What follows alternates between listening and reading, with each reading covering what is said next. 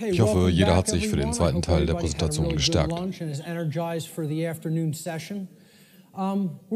Dieser Teil geht etwas länger, dann machen wir noch eine kurze Pause und danach den Rest.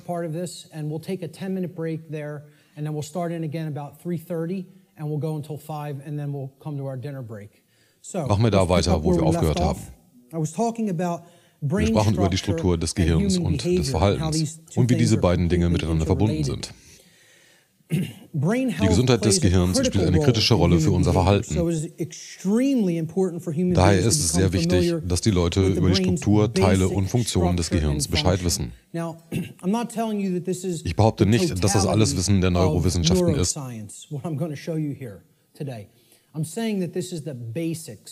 Ich zeige euch die Basis, die Essenz, wie das Gehirn funktioniert. Dies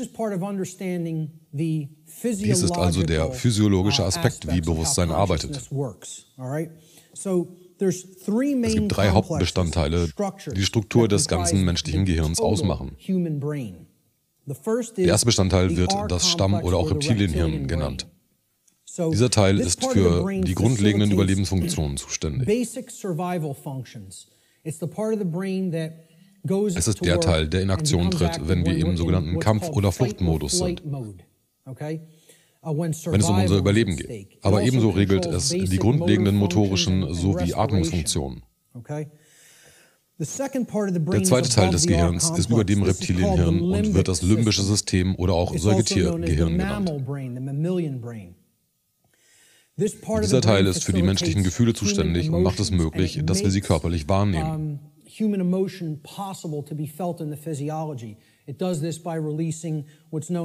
Dies geschieht durch das Ausschütten von Neuropeptiden ins Blut durch verschiedene Drüsen in diesem Teil des Gehirns. The final part of the brain, the highest structure structurally. Der letzte und höchst entwickelte und strukturierteste Teil des Gehirns ist der Neokortex oder Telencephalon. Es ist die graue Masse des Gehirns, die in 2 Hemisphären aufgeteilt ist. Das,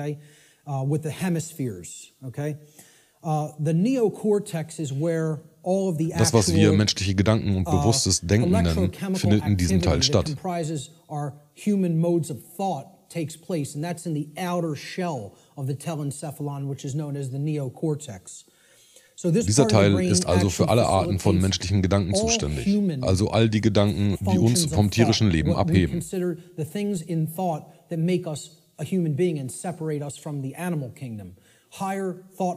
Höhere Gedankengänge, Logik, Intuition und Kreativität.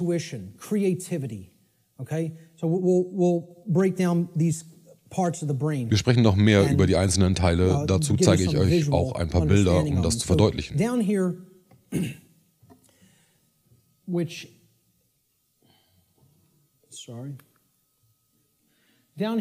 Das Graue hier unten ist das Reptilhirn.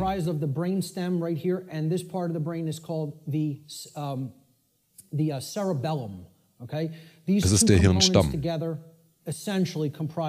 Dieser Teil des Gehirns ist der Teil mit dem niedrigsten Bewusstsein.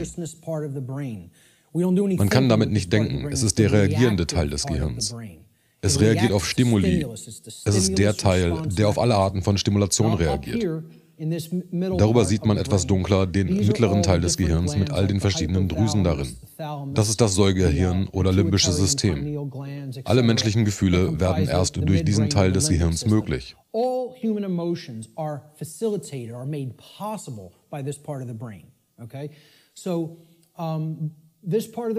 Wenn dieser Teil nicht richtig funktioniert, ist man nicht in der Lage, eine normale Spanne von menschlichen Gefühlen zu erleben.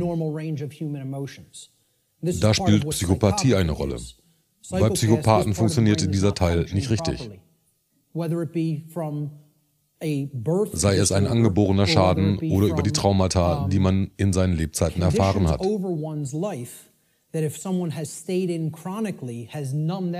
Durch beides kann es passieren, dass man nicht mehr die ganze Bandbreite von menschlichen Gefühlen erleben kann. Das Graue hier ganz oben mit den ganzen Windungen ist der Neokortex.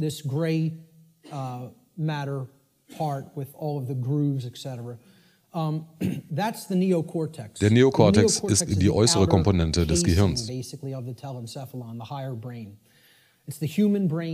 Neo bedeutet neu. Es ist der neueste Teil des Gehirns.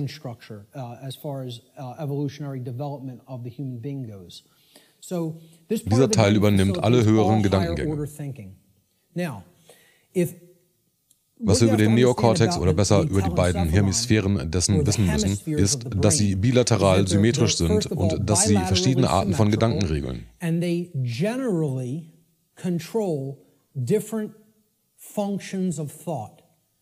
Es ist sicherlich nicht 100%ig. Neurowissenschaft ist deutlich komplizierter. Im Groben ist die linke Hemisphäre des Gehirns der Teil, der für Logik, analytisches und wissenschaftliches Denken und lineare Gedankengänge und mathematisches Denken zuständig ist.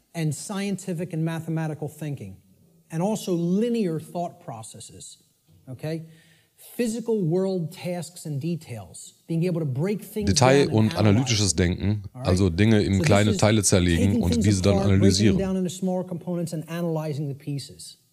Das ist die Aufgabe der linken Hemisphäre. Man könnte es als einen seriellen Prozessor ansehen.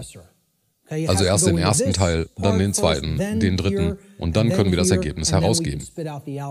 Ein schrittweiser Vorgang. Die rechte Hemisphäre ermöglicht und verarbeitet die menschliche Kreativität.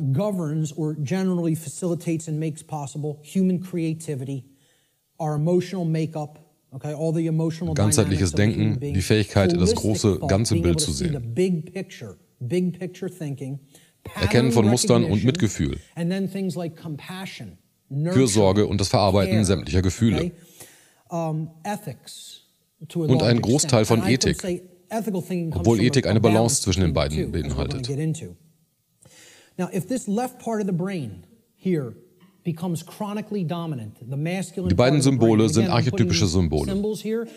Das rote wird Klinge genannt und steht für das Männliche. Das nach oben zeigende Dreieck. Das nach unten gerichtete Dreieck ist der Kelch, ein Zeichen für Weiblichkeit. Die Klinge ist ein rudimentäres Phallus-Symbol und der Kelch ein rudimentäres Symbol für die Gebärmutter. Es sind auch Symbole für den männlichen und weiblichen Aspekt von Bewusstsein. Die Aufgabe ist es, eine Balance zwischen beiden zu erreichen, hier grün dargestellt. Denn dann arbeiten wir mit maximaler Kapazität. Dann wird volles Bewusstsein und Mustererkennung entwickelt. Damit entsteht dann auch Moral und Ethik innerhalb der Persönlichkeit des Wesens. Wenn die linke Hemisphäre chronisch dominant wird, dann ist der rechte Teil nicht mehr stark genug, um die andere auszugleichen. Dann wird das limbische System abgeschaltet und das Reptilienhirn hinzugezogen, um den Ausgleich zu erreichen. Wenn wir also fast nur den linken Teil unseres Gehirns benutzen und den rechten Teil so gut wie gar nicht mehr, dann werden Überlegungen und Entscheidungen auf das Reptilhirn umgeleitet.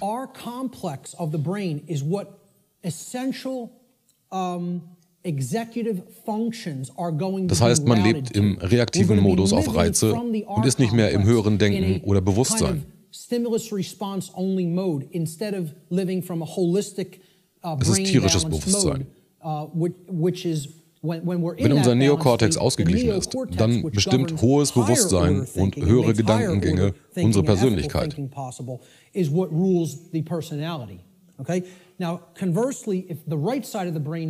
Sagen wir es so, wenn die linke Hemisphäre chronisch dominant ist, bekommt man den Kontrolleur. Das ist die Meistermentalität. Auf der anderen Seite, wenn die rechte Hemisphäre chronisch dominant ist man in Sklavenmentalität. Das ist die Ich akzeptiere alles und werde mich niemals auflehnen Mentalität. Anders gesagt, die New Ager-Mentalität. Wenn die rechte Hemisphäre zu dominant ist, dann passiert das Gegenteilige zu dem Vorangegangenen. Das Reptilhirn wird ausgeschaltet und funktioniert nicht mehr richtig. Das Reptilhirn ist wichtig, da es dich aufstehen lässt, wenn man angegriffen wird. Die Kampf- oder Fluchtreaktion. Im Falle einer Gefahr muss man entscheiden, ob man kämpft oder wegrennt. Es ist ein Überlebensinstinkt, der wichtig ist, wenn man in Gefahr ist.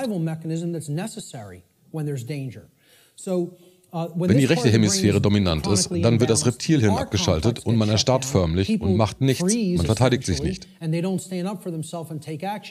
werden von ihren Gefühlen beherrscht. Das limbische System verarbeitet beide Arten von Gefühlen, positive und negative. Mitgefühl und Angst als Beispiel.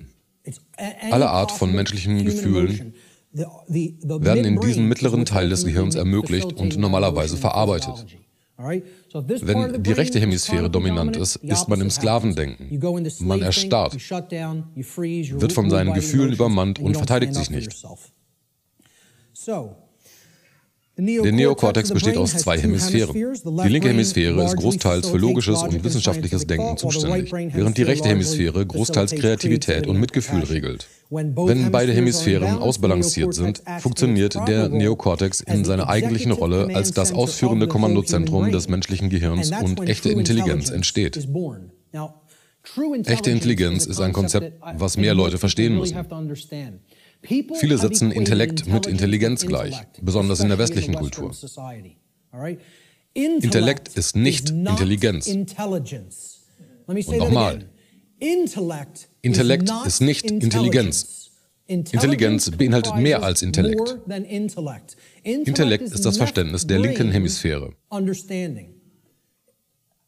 Echte Intelligenz ist ganzheitliches Verständnis. Der ganzheitlich denkende, mitfühlende und kreative Teil zusammen mit dem intellektuellen Teil des Bewusstseins. Man kann es im Wort erkennen. Intelligenz hat Intellekt und Gens, was vom lateinischen Wort genere abstammt.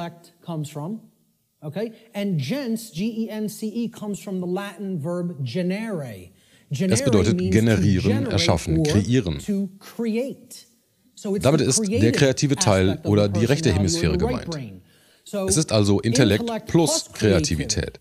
Logisches Denken plus Fürsorge und Mitgefühl. Das ist echte Intelligenz, ganzheitliche Intelligenz. Die meisten Wesen in unserer Gesellschaft sind nicht in echter Intelligenz. Es überwiegt entweder die eine oder die andere Seite. Lasst uns genauer ansehen, wie sich das manifestiert. Wenn die linke Hemisphäre chronisch dominant wird, übernimmt das Reptilhirn Funktionen über Entscheidungen. Damit wird die Person von Selbstsucht und Grundtrieben dominiert und entwickelt eine Persönlichkeit, die auf Dominanz und Kontrolle basiert. Wenn die rechte Hemisphäre chronisch dominant wird, übernimmt das limbische System die Funktion von Entscheidungen und die Persönlichkeit wird von seinen eigenen Gefühlen dominiert und entwickelt eine Persönlichkeit, die auf Unterwürfigkeit und Naivität basiert. Eine Sklavendenken-Mentalität. Die Spaltung des Individuums.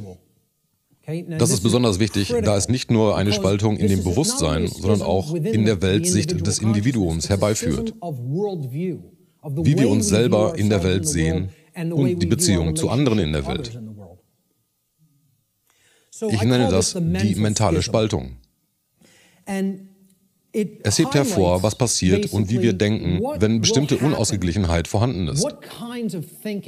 Wenn wir in einer solchen Spaltung sind, und der Großteil der Menschheit ist es bereits.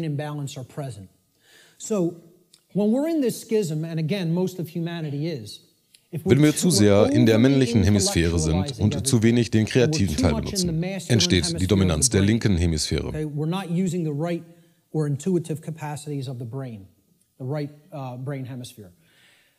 Das kann dann zu Folgendem führen. Starrer Skeptik. Was haben wir darüber nochmal gesagt? Es ist nicht gut fürs Lernen. Leute lernen nichts, wenn sie starre Skeptiker sind. Es sind Kennzeichen von Wissenschaftshörigkeit, die Verehrer von Pseudowissenschaften.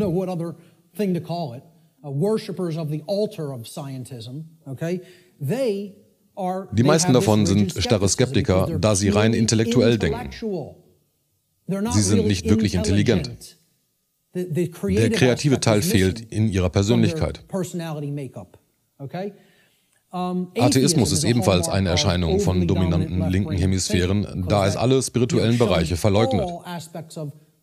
Es gibt keinen Geist. Das Universum ist ein großer Zufall. Von da aus bekommt man dann Dinge wie Solipsismus. Leute fragen, ob Solipsismus nur bei der Dominanz der rechten Hemisphäre vorkommt. Nein, es gibt es auch bei einem Ungleichgewicht der linken Seite ebenfalls. Solipsismus kann von beiden Arten von Ungleichgewicht entstehen. Der Gedanke, dass nichts wirklich gewusst werden kann. Wahrheit ist ein schmutziges Wort für viele, die linksdominant sind.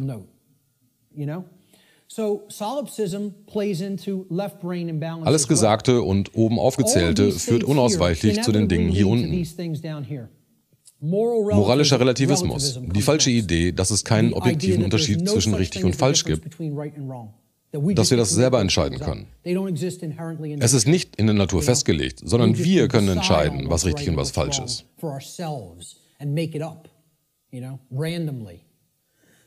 Es ist eine sehr gefährliche Ideologie, über die wir noch reichlich sprechen werden. Sozialer Darwinismus kommt unausweichlich danach. Das ist die Ansicht, dass eine Herrscherklasse die Leben aller anderen bestimmen kann. Sie sind die sogenannte Intelligentsia.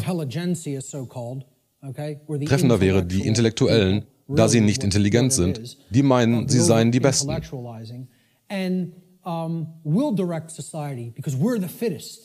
Während Darwins widerlegte Theorien besagen, dass der Stärkste überlebt, so besagt sozialer Darwinismus, dass der Rücksichtsloseste dominiert. Und viele Leute denken, dass das die sogenannte natürliche Ordnung ist. Dabei könnte nichts weiter von der Wahrheit entfernt sein. Was es ist das psychopathische Chaos. Es hat nichts mit Natur oder Ordnung zu tun. Es ist das exakte Gegenteil davon. Das sind auch Kennzeichen von dunklen Okkultisten. Ich sollte etwas Ahnung davon haben, da ich für fast eine Dekade Priester in dieser Religion war. Ein paar Dinge weiß ich über Satanismus. Moralischer Relativismus ist einer der Eckpfeiler von Satanismus.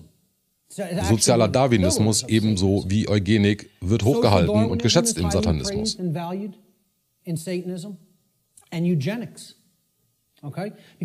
Eugenik kommt von Leuten, die so sehr linksdominant sind, dass sie meinen, sie seien Gott und sie entscheiden können, wer lebt und wer sterben muss. Darauf läuft es hinaus. Wir entscheiden, wer sich fortpflanzen darf und wer nicht weiterleben darf. Das ist Eugenik in Kurzform. Das sind alles Kennzeichen von Autoritarismus. Das ist die Idee, dass Menschen Autoritäten sind. Sie bestimmen die Gesetze, wer leben darf und wer nicht, was richtig und was falsch ist, etc.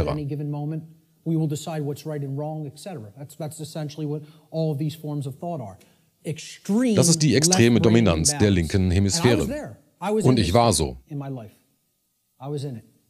Jahrelang.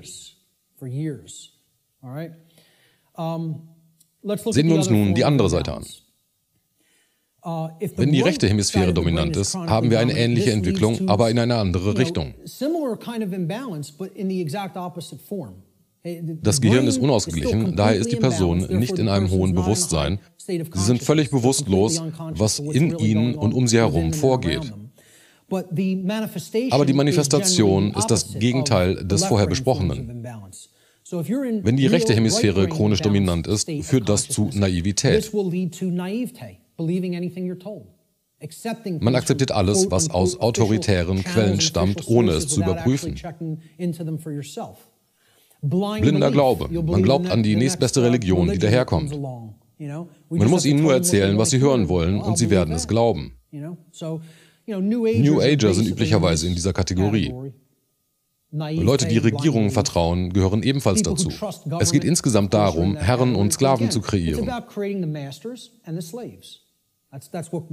Deswegen wird diese Spaltung von den Kontrolleuren gemacht, instand gehalten und weitergeführt. Religiöser Extremismus. Das ist ein Markenzeichen von dominanter rechter Hemisphäre. Solipsismus. Es gibt so etwas wie Wahrheit nicht. Ein Gefühl der Unwürdigkeit, Selbstverachtung. Das Akzeptieren von Befehlen von anderen Leuten. Befehlsempfänger. Darüber kommt noch eine ganze Sektion später. Wir kommen noch dazu, dass es das Gegenteil von tugendhaft ist. Zu glauben, dass Befehle zu befolgen eine Tugend ist, ist Nonsens. Befehle zu befolgen führt zu allen Arten von Bösem und Chaos. Wenn man Befehle befolgt, ohne selber nachzuprüfen, ob sie moralisch sind oder nicht. Die Dominanz der rechten Hemisphäre erzeugt einen willentlichen Sklaven, während die Dominanz der linken Hemisphäre einen psychopathischen Meister kreiert. Es sind alles Arten von Gedankenkontrolle.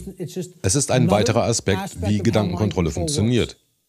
Die Herrscherklasse hält diese Spaltung und Gedankenkontrolle aufrecht. Ihnen ist egal, welcher Form von Unausgeglichenheit es wird. Wenn einige auf der einen Seite und einige auf der anderen Seite sind, dann spielt sie die Dynamik gegeneinander aus. Und damit hält man die Welt weiter unter Verschluss. Sehen wir uns nun die Spaltung der Weltsicht an, die Hand in Hand mit der Spaltung des Gehirns eingeht. Weltsicht meint genau das, wie du die Welt siehst, dich darin siehst und andere siehst. Wenn die linke Hemisphäre chronisch dominant ist, entsteht ein Weltbild, was von Zufall geprägt ist. Und das wiederum ist ein Kennzeichen von Pseudowissenschaftshörigkeit. Diese Welt und das ganze Universum ist ein großer Zufall und es gibt keinen Zweck. Alles entstand zufällig aus einer Singularität und hat keinerlei Sinn. Es gibt keinen Schöpfer. And I'll tell you everything else that happened after that. But you got to give me that one, you know? And I have some bridges to sell you, you know? So, es gibt keine darunterliegende Intelligenz in der Natur. Die Natur ist tot. Darum geht es. Die Natur ist tot. Eine tote Maschine, die ohne Grund existiert.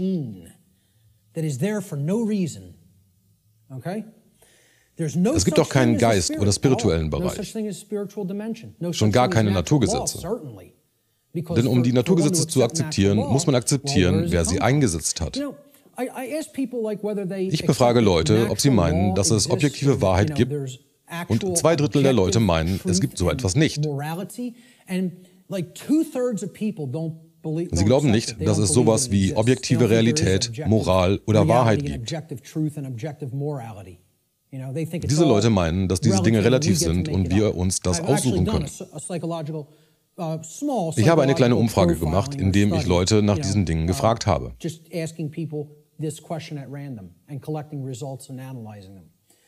Etwa 2/3 der Leute sind moralische Relativisten, die also glauben, dass Wahrheit ebenfalls relativ ist. Wenn man die gleichen Leute nach Karma befragt, dann antworten 88%, also fast 90%, dass Karma real ist und existiert. Das, was ich nicht verstehe, die Leute meinen, dass Wahrheit und richtig und falsch Konstrukte des menschlichen Geistes sind und nicht objektiv sind, und gleichzeitig glauben sie an Karma. Wer hat denn Karma in Kraft gesetzt? Wenn du glaubst, dass Karma real ist, welche Kraft hat das in Kraft gesetzt? Aber darauf antworten sie nicht. Sie glauben intuitiv, dass Karma existiert, aber können nicht sagen, wer es in Kraft gesetzt hat. Denn das würde einen Schöpfer benötigen. Mit einer dominanten linken Hemisphäre kann man das nicht akzeptieren. Ebenso wenig können diese Leute einen spirituellen Bereich akzeptieren oder die Naturgesetze. Es gibt keinen Sinn für Existenz, außer weiter zu existieren. Daher kommt der Glaube, dass das eigene Überleben das Wichtigste ist.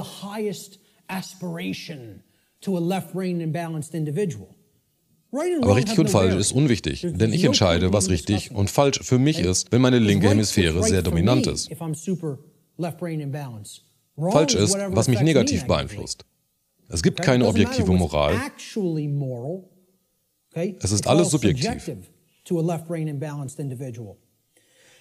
sie hat nichts einen tieferen Sinn. Wenn das ganze Universum ein großer Zufall ist, was kann denn dann einen tieferen Sinn haben? Ohne Schöpfer gibt es keinen tieferen Sinn. Überleben ist also der einzige Sinn im Leben. Und genau damit hat man den Beweis, dass sie im Reptilhirn denken. Überleben ist das Wichtigste und der einzige Sinn.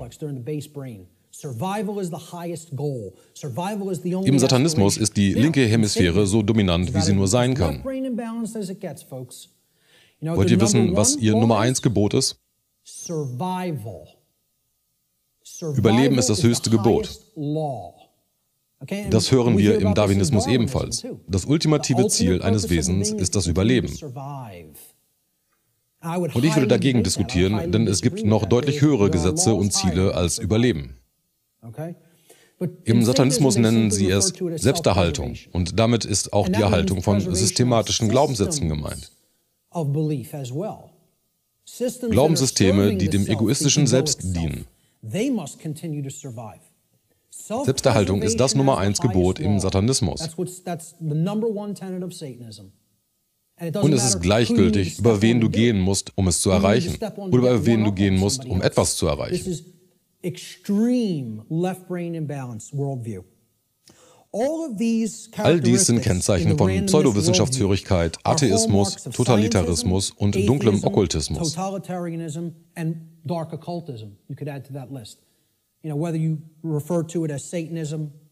Es ist ein Kennzeichen von dunklem Okkultismus. Auf der anderen Seite, wo die rechte Hemisphäre dominant ist, entsteht Determinismus. Determinismus entsteht, wenn die rechte Hemisphäre dominant ist und es hat folgende Kennzeichen: Hilflosigkeit, Religiosität und die Ablehnung von freiem Willen.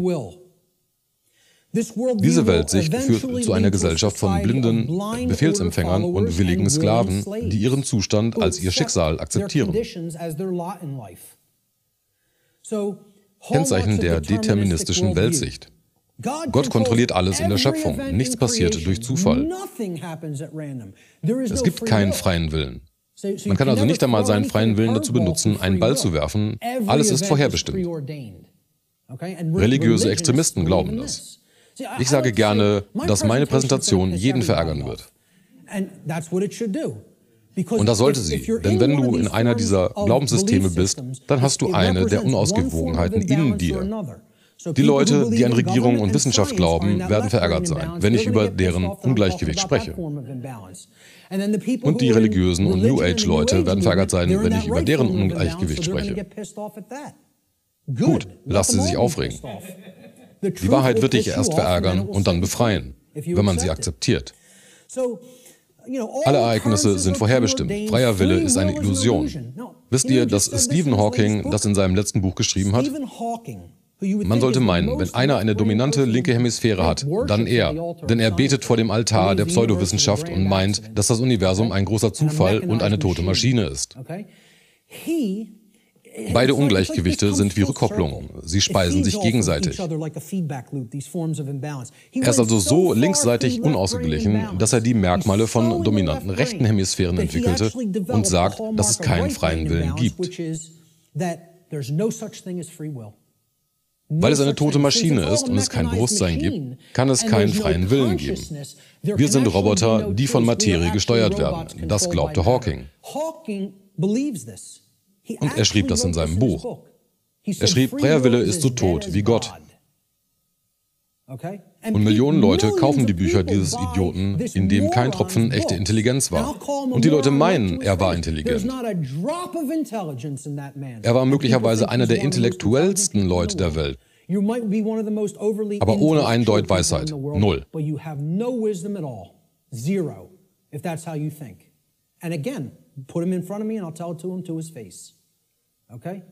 Die Leute glauben sogar, dass er clever ist. Er ist nicht klug, er ist dumm. Er ist intellektuell, aber das macht dich nicht intelligent. Er sieht nicht ein Stück vom großen Bild, kein einziges. Nur wenn man Konzepte, Berechnungen und Hypothesen wälzen kann, macht es einen nicht zu einer intelligenten Person. Es heißt, man ist super im linearen und logischen Denken. Das macht dich nicht intelligent oder weise.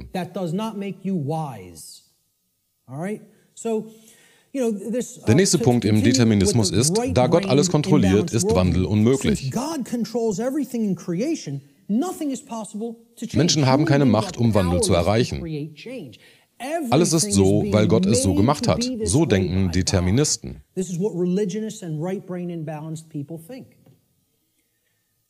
Warum dann in Aktion treten, wenn Handlungen im Grunde bedeutungslos ist? Eines der großen Kennzeichen von New Age, weil es eine Religion ist. Course in Miracles. Wir müssen alles nur akzeptieren, so wie es ist. Nicht wahr, Leute?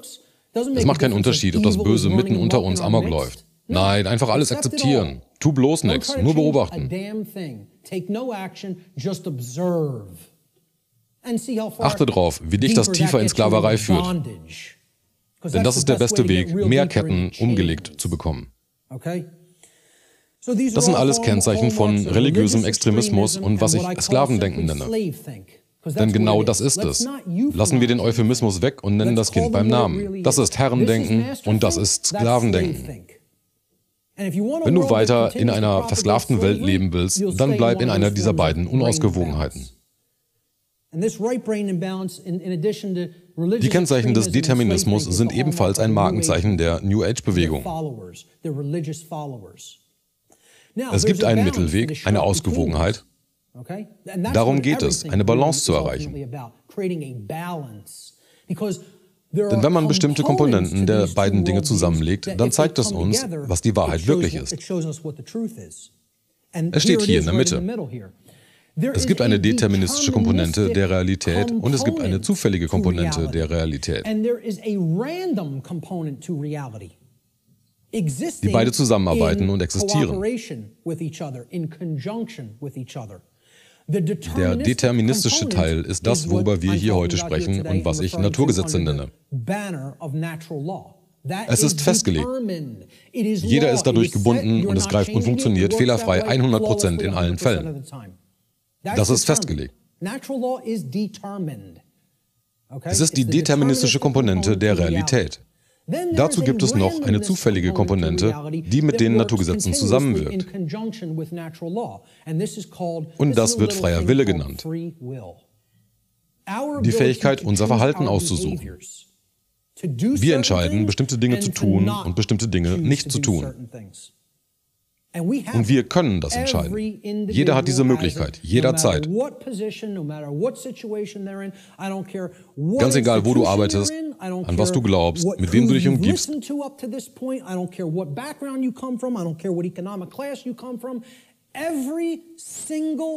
Jeder, der selbstständig denken kann, hat diese Möglichkeit jederzeit.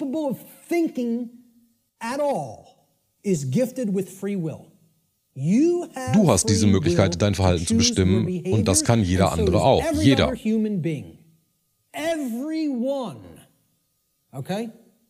Das ist ein Geschenk des Schöpfers. Keiner kann jemand anderen tun lassen, was er möchte, wie ein Roboter. Aber es gibt Leute, die das versuchen.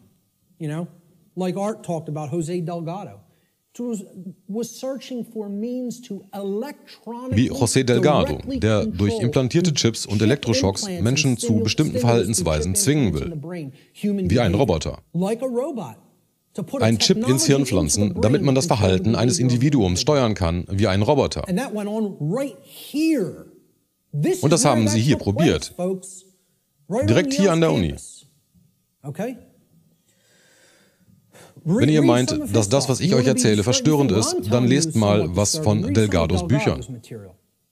Er sagt, wir werden es euch beweisen, dass es keinen freien Willen und keine Rechte gibt.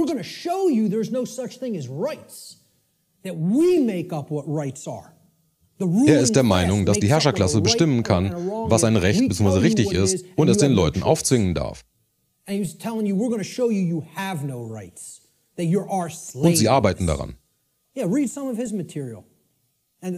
Eine Buchempfehlung von Jim Keith, Massenkontrolle, wie man menschliches Bewusstsein formt. Wenn ihr es nicht gelesen habt, holt es und lest es. Und das ist nur eine Einleitung, aber viele denken, dass er wegen des Buches umgebracht wurde. Die Wahrheit liegt also zwischen diesen beiden Weltsichten. Es gibt eine deterministische Komponente, Naturgesetze genannt, und eine zufällige Komponente namens freier Wille. Die freie Entscheidung, was wir tun. Lasst uns nun über die andauernde Diskussion über menschliche Natur im Gegensatz zu Erziehung sprechen. Und schon mal als Vorwarnung, das wird alle aufregen. Diese Diskussion geht schon Ewigkeiten. Welches von beiden ist es? Was ist die menschliche Natur? Was ist die Essenz davon? Ist es dämonisch oder engelsgleich? Ich behaupte, es ist keins von beidem. Nicht beides, sondern keins von beidem. Das ist ebenfalls für Leute schwer zu akzeptieren. Denn wenn wir fragen, was ist die Natur des Menschen, dann ist es ähnlich zu der Frage, was ist die Natur dieses Computers hier? It's a very similar question to asking, what is the nature of this computer up on this platform? Was ist die Natur des Projektors? Was ist die Natur der Kameras dort? Kann man überhaupt fragen, was die Natur dieser Dinge ist? Das ist ein Computer. Seine Natur ist es, Informationen zu verarbeiten. Und was ist die Natur des Projektors? Ist es gut, schlecht, himmlisch oder dämonisch? Ist der Projektor dämonisch? Nein, seine Natur ist es, Bilder zu projizieren. Was ist die Natur der Kameras? Sie fangen Bilder ein. Das ist alles. Was ist also die Natur des Menschen? Die Natur eines Menschen ist, dass er Informationen aufnimmt, sie verarbeitet und sie dann wieder herausgibt durch sein Verhalten. Und wir werden noch sehen, dass es einem Computer sehr ähnlich ist. Ich sage nicht, dass wir Computer sind, sondern unsere Natur ähnlich dazu ist. Die Natur der Menschen ist weder vorgegeben gut, noch vorgegeben schlecht. Wir sollten uns stattdessen die Umstände unseres Verhaltens ansehen, also die Umgebung, in der wir Menschen existieren, welches unser Verhalten so stark beeinflusst, dass es den derzeitigen menschlichen Zustand erschaffen hat. Die Situation, in der wir zurzeit sind, nenne ich den menschlichen Zustand, nicht die menschliche Natur. Es ist der jetzige Zustand. It's called the human condition. There's a reason it's called a condition. For any condition to be in place, well, hey, what in was für einem Zustand ist mein Computer? Right now? In welchem Zustand ist der Projektor? In welchem Zustand ist die Kamera? Sie sind im arbeitsfähigen Zustand. Sie machen das, was sie tun sollen, weil sie im guten Zustand gehalten werden. Wenn wir meinen Computer als Beispiel nehmen, er hat ein funktionierendes Betriebssystem ohne schadhafte Software. Er hat Software, die die Aufgaben ohne Fehler erfüllt, die ich von ihm verlange. Das ist der arbeitsfähige Zustand, der bestimmt, wie der Computer Leistung erbringt. Was für einen Output kann ich in dieser Welt damit bringen? Was ich sage ist, dass Menschen wie Computer sind. Ich sage nicht, dass Menschen Computer sind.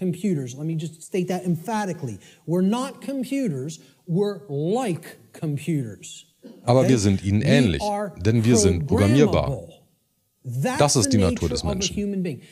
Wer hat je gehört, dass jemand über die menschliche Natur sagt, dass wir Menschen programmierbar sind?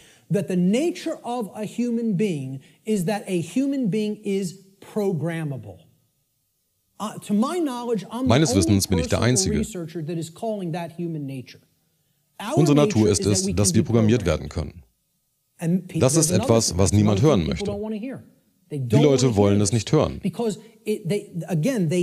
vergleichen es mit einer Maschine. Und nochmal, ich sage nicht, dass wir Menschen Computer sind, sondern ich sage, dass wir Menschen wie Computer programmierbar sind. Was also in eine Person reingesteckt wird, durch die Umgebung, welche wir Kultur nennen, bestimmt, was für eine Programmierung wir erhalten und welchen Output wir bringen, was menschliches Leben genannt wird. Und genau das wird die menschliche Natur kreieren, wenn der Großteil sich so verhält, so operiert. Lasst uns ansehen, wie das funktioniert. Menschen sind ähnlich wie Computer programmierbar. Like a computer, if a human being has a bad file system format. That's the first thing you do when you're going to. Wenn man einen neuen Computer hat, dann muss man als erstes die Festplatte formatieren. Wer hat hier eigentlich Ahnung von Technik? Nicht viele. Einige werden es verstehen, die anderen bitte ich um Verzeihung für die technische Sprache. Ich werde es erklären. Man muss die Festplatte formatieren, damit ein Betriebssystem und Daten installiert werden können. Das bestimmt, wie der Bildschirm aussieht, wie Programme gestartet werden und Dateien abgespeichert und verwaltet werden, etc. I do this for a living, so I know all the technical stuff. So I'll try to keep it simple. So, if the human being has a bad file system format, right? Ähnlich wie bei einem Computer. Wenn ein Mensch ein schlecht formatiertes Dateisystem hat, man könnte also sagen, dass der Mensch dann eine schlechte Umgebung während seiner prägenden Jahre hatte. also die ersten 6 Jahre des Lebens. Im Englischen werden diese Jahre formative years, also formatierbare Jahre genannt. Wie ein Format auf einer Festplatte, denn das legt das Dateisystem in einem Menschen fest. Und das bereitet es für das Betriebssystem vor. Großteils programmieren die Eltern die Kinder in dem Alter, sprich, was die Kinder zu Hause und in den ersten Schuljahren erleben und lernen. Ein Betriebssystem ist eine Plattform, von dem aus andere Programme benutzt werden können. Ein grafisches Interface, so wie Windows, macOS, Linux, Android und so weiter. Das ist die Kultur. Das Betriebssystem ist die Kultur, in der die Programme gelernt und gestartet werden.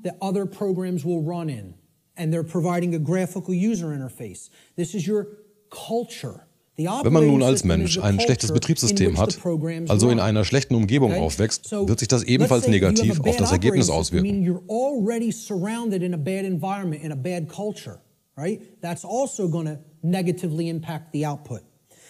Und besonders, wenn man dann noch schlechte Software hat. Das sind die Programme, die man starten und benutzen kann. Wenn ich kein gutes Präsentationsprogramm hätte, könnte meine Präsentation verzögert herauskommen oder mittendrin abstürzen. Möglicherweise wird der Text oder die Bilder nicht richtig dargestellt. Man sollte also zusehen, dass man mit verlässlicher und guter Software arbeitet. Die Software sind die Glaubenssätze, was die Person im Kopf hat, wie es Dinge wahrnimmt und verarbeitet. Wenn diese 3 Komponenten fehlerhaft sind, das Format oder Kindheit ist schlecht, die Kultur bzw. Umgebung ist schlecht, heißt, sie wachsen in einer schlechten Umgebung auf und die Software, also ihre Glaubenssätze, die man dem Kind beibringt, sind schlecht. Was meint ihr, wie wird der Output, also das Verhalten im Leben, dieses Computers oder Menschen sein? What do you think the output of that quote computer is going to be like? Wird es gut sein oder chaotisch? Is it going to be chaotic? If I screw up my system's hard drive format, if I put an operating system that is like at alpha state and it's not ready for prime time. Meint ihr, wenn das Dateisystem auf meiner Festplatte fehlerhaft ist und das Betriebssystem ebenfalls, nicht dann noch schlechte Programme darauf installiere, dass der Computer dann zuverlässig seine Aufgaben erfüllen wird? Viel Glück dabei. Einige lachen nun, denn sie verstehen, dass es lächerlich ist, davon auszugehen, dass es überhaupt funktionieren könnte. Wie kommen wir dann auf die Idee, dass wenn wir all das uns selber antun, dass wir dann richtig funktionieren? Das herausgegebene Ergebnis wird ebenfalls horrend sein, wenn all diese Komponenten schlecht sind. That determine how the system works are also bad. So it will es wird dazu beitragen, dass es auf breiter Ebene immer schlimmer wird.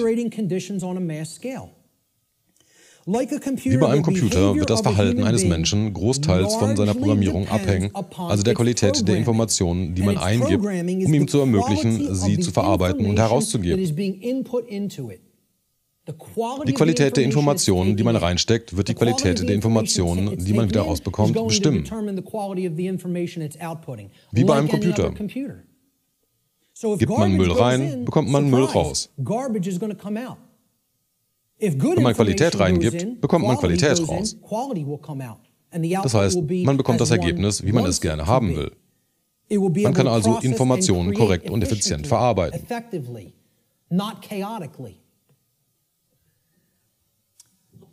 Hier ist ein simples Diagramm, was verstanden werden muss, um die Funktionsweise der Naturgesetze begreifen zu können. Es ist für viele unangenehm, da die Leute die Basis des Ganzen nicht ansehen oder akzeptieren wollen.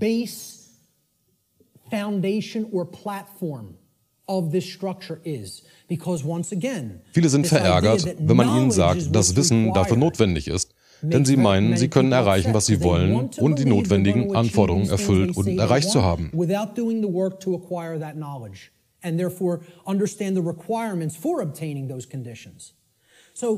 Wir starten mit verfügbaren Informationen. Das beinhaltet die Informationen, die man erlernen und aufnehmen kann, wenn man sich dazu entschließt. Diese Informationen können gesammelt, verarbeitet, verstanden und danach gehandelt werden. It can be gathered, it can be processed, it can be understood, and then it can be acted upon. You could call this the grammar. Das ist die Phase, die als Grammatik in diesem Drei-Schritte-System bezeichnet wird. Man könnte es auch Input-Phase nennen. Wenn wir das am Beispiel eines Computers betrachten, dann ist es die Input-Phase, wo man etwas eingibt bzw. programmiert. Der nächste Schritt ist dann, nachdem man die Informationen aufgenommen und verstanden hat, dass man die Bedeutung und das Muster erkennt und begreift.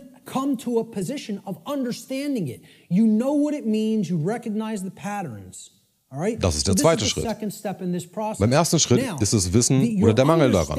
Das führt dann zu Verständnis oder dem Mangel daran. Wenn man also die Informationen versteht, if you have understanding present, your decision-making processes are going to be in dann kann man harmony sich with what you say entscheiden, you was man want. wirklich haben will. Okay? You're going to understand, Hier ist, was ich will, here's what und I das sind die want. Anforderungen, This is um es what's zu bekommen, necessary to es zu get that, kreieren, to es make zu that manifestieren. happen, to manifest Das it. ist Verständnis. That's understanding. It's a Es ist der Entscheidungsfindungsprozess, der im Gehirn stattfindet.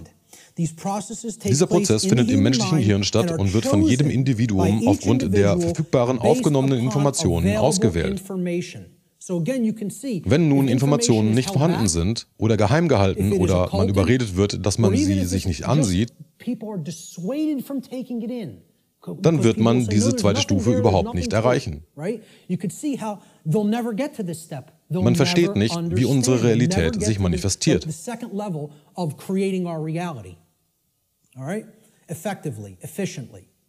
Der dritte Schritt dieses Vorgangs ist das Verhalten, wofür man sich aufgrund des erlangten Verständnisses entscheidet. Das ist die Aktionsphase. Each individual's behavior, the behaviors that they choose through their own free will, is based upon Das Verhalten eines jedes Individuums, wofür man sich entschieden hat zu tun, fundiert auf der Qualität ihres Entscheidungsfindungsprozesses, der im Verstand des Wesens stattfindet, welcher seinerseits auf der Qualität des Wissens basiert. Die Leute meinen, dass Weisheit nichts mit Verhalten zu tun hat, dass es sich nur um Wissen dreht. Das stimmt nicht. Weisheit ist nicht Wissen oder Verständnis, sondern Handlung. Weisheit ist Aktion. Es ist Wissen und Verständnis, was angewendet wird. It is knowledge and understanding that has been applied. Anwendung. Das Programm, was man ausführen will, was man im Betriebssystem ausführen will, was auf der zuvor formatierten Festplatte installiert wurde.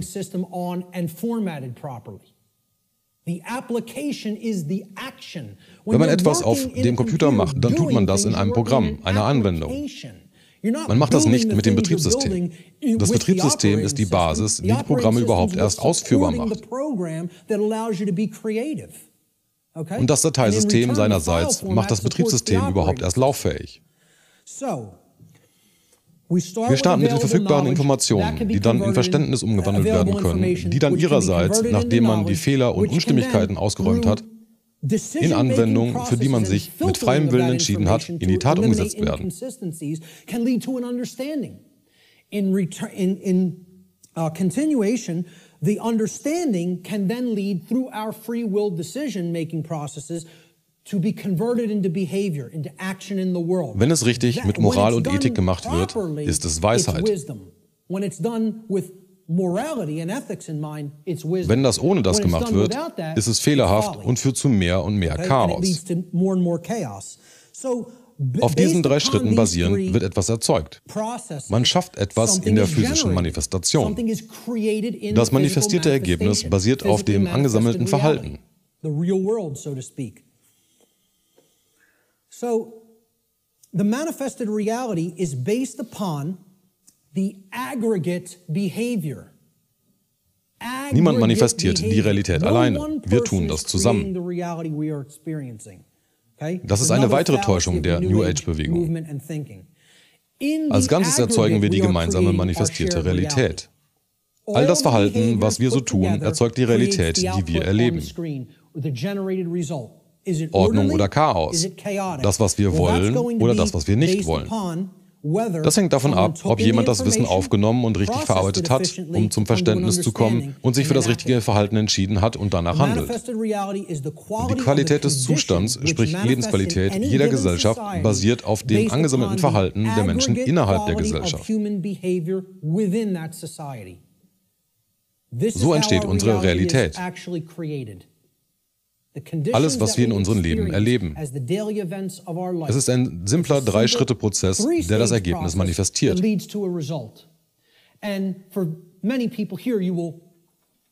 Für alle, die sich damit schon mal beschäftigt haben, ist dieser Prozess als Trivium bekannt. In den alten Kulturen wurden die ersten 3 Schritte, Wissen, Verständnis und Weisheit, als Trivium gelehrt.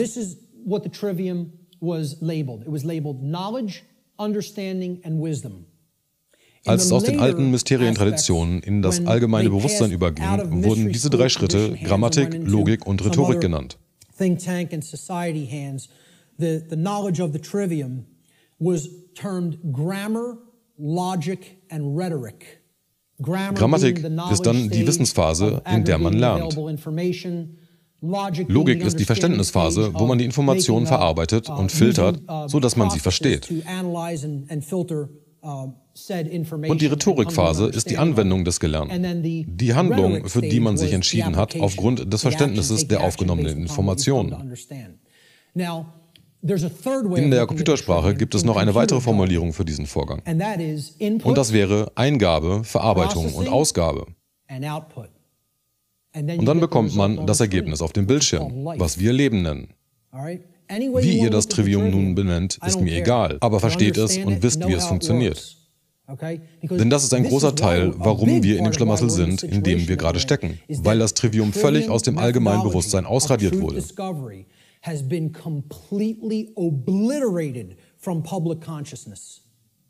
Völlig ausgelöscht. Wie viele haben den Begriff Trivium überhaupt schon mal gehört? Wenn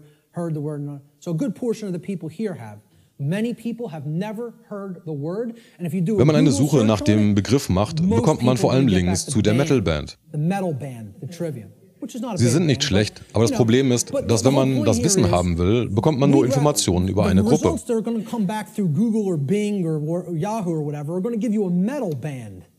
Aber nicht die klassische Lernmethode.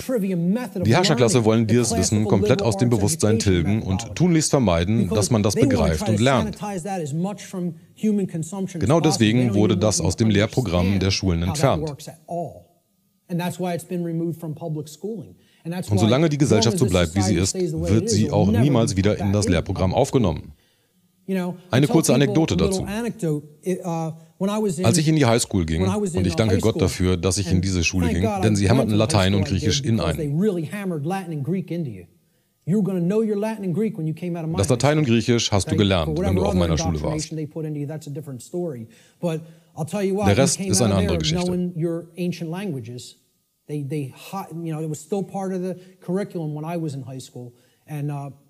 Aber die alten Sprachen wurden einem sehr gut vermittelt und ich denke, dass ich eine bessere Person geworden bin, weil ich diese Sprachen gelernt und damit ein besseres Verständnis von Worten habe. Wir lasen Cäsars Kriegstagebücher und mussten sie übersetzen. In einem Eintrag hat er einen seiner Centurios absolut zur Schnecke gemacht, während sie durch das jetzige Frankreich zogen.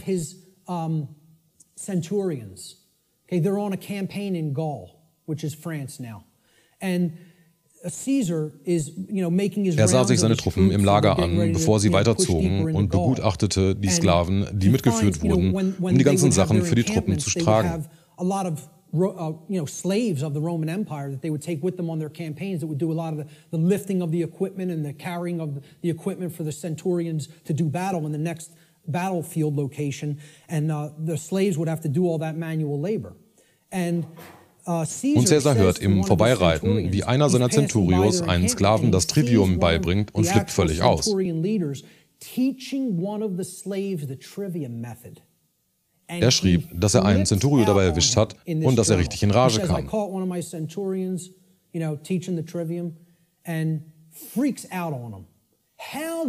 Wie kannst du es wagen, einem Sklaven unsere Methode des Lernens beizubringen? Bald werden sie keine Sklaven mehr sein wollen. Es gäbe einen Aufstand, wenn sie wüssten, was wir wissen. Wenn sie unsere Methode der Wahrheitsfindung kennen.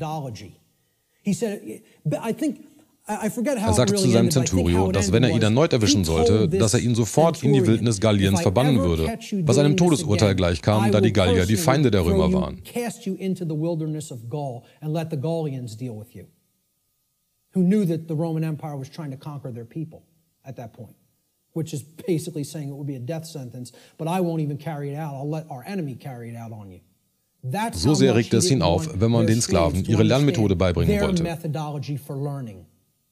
Und das ist das Trivium. Und genau deswegen haben die meisten nicht einmal den Begriff gehört. Man sollte es sich ansehen und verstehen, wie es funktioniert. Es ist die Methode, wie wir unsere Realität formen. Entweder konstruktiv oder destruktiv. Lasst uns nun einige der Prinzipien für die Naturgesetze ansehen. In dem 6-wöchigen Seminar über die Naturgesetze gehe ich ausführlich auf diese Prinzipien ein. Das werden wir heute zeitlich nicht schaffen, daher werden wir das nur kurz ansprechen können. Lass uns erstmal das Wort Prinzipien definieren. Es kommt vom lateinischen principia, was erster, wichtigster, führendster, nötigster oder schlicht Chef bedeutet. Es ist das, was am wichtigsten ist.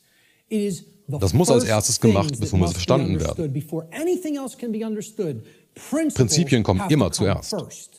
Das ist eines der Probleme, da unsere Gesellschaft Prinzipien nicht als das Wichtigste ansieht oder behandelt. Trivialitäten sind oft wichtiger als Prinzipien. Prinzipien sind am wichtigsten, daher müssen sie als erstes kommen.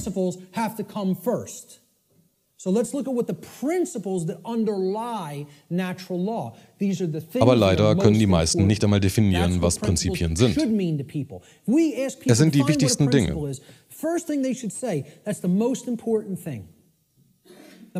In dem ausführlichen Lehrgang habe ich die Leute gefragt, was ihnen am wichtigsten ist, und kaum einer hat Prinzipien geantwortet. Very few responded with principles. Most people responded with saying that people were the family. Die häufigste Antwort waren Leute bzw. Familie. Das familiäre Band war den meisten wichtiger als die Prinzipien. Einige Leute werden nun sagen, wie kalt bist du denn, Mark? Das ist eiskalt.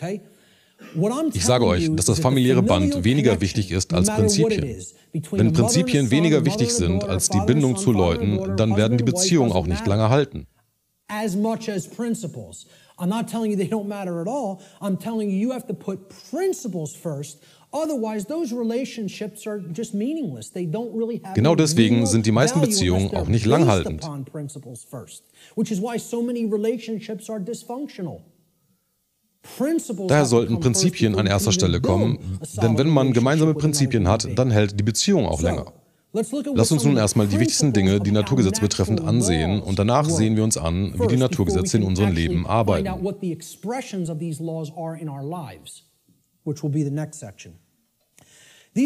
Ich nenne das die allgemeinen Prinzipien der Naturgesetze. Die Naturgesetze drücken sich durch 7 fundamentale Prinzipien aus, plus eines 8. versteckten, welches alle zusammen verbindet. Which you hear very few other researchers, even people who are studying this from the occult perspective. Darüber sprechen sehr wenige andere Forscher, egal aus welchem Bereich sie kommen. Die meisten lassen das 8. weg. An all-encompassing principle, which I'll get to last here. This 8th principle, which I call the lost principle, binds all the other 7 principles together. All right?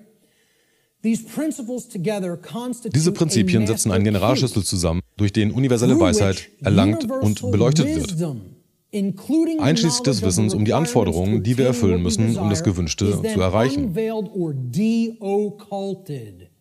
Wenn Leute mich fragen, wie ich mich selber beschreibe in der jetzigen Tätigkeit, dann sage ich den Leuten, dass ich ein Deokkultist bin.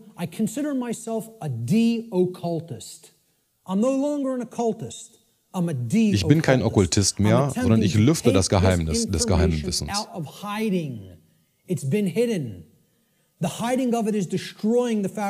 Genau dieses geheime Wissen muss beleuchtet werden, sodass es alle sehen und verstehen können.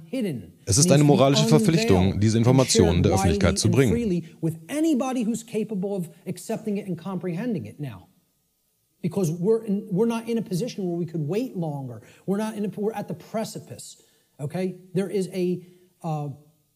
Dies sind die 7 allgemeinen Prinzipien der Naturgesetze. To bring this information to the public now. Okay? So, I consider myself a de-occultist. One who takes things out of hiding and presents them openly. Wer sich mit Okkultismus auskennt, wird diese als die hermetischen Prinzipien kennen.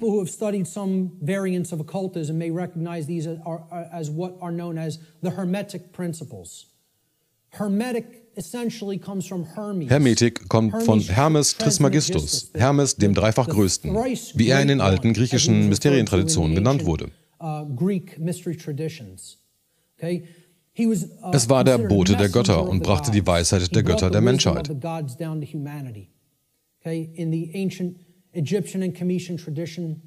In der kemetischen Tradition war es Thoth.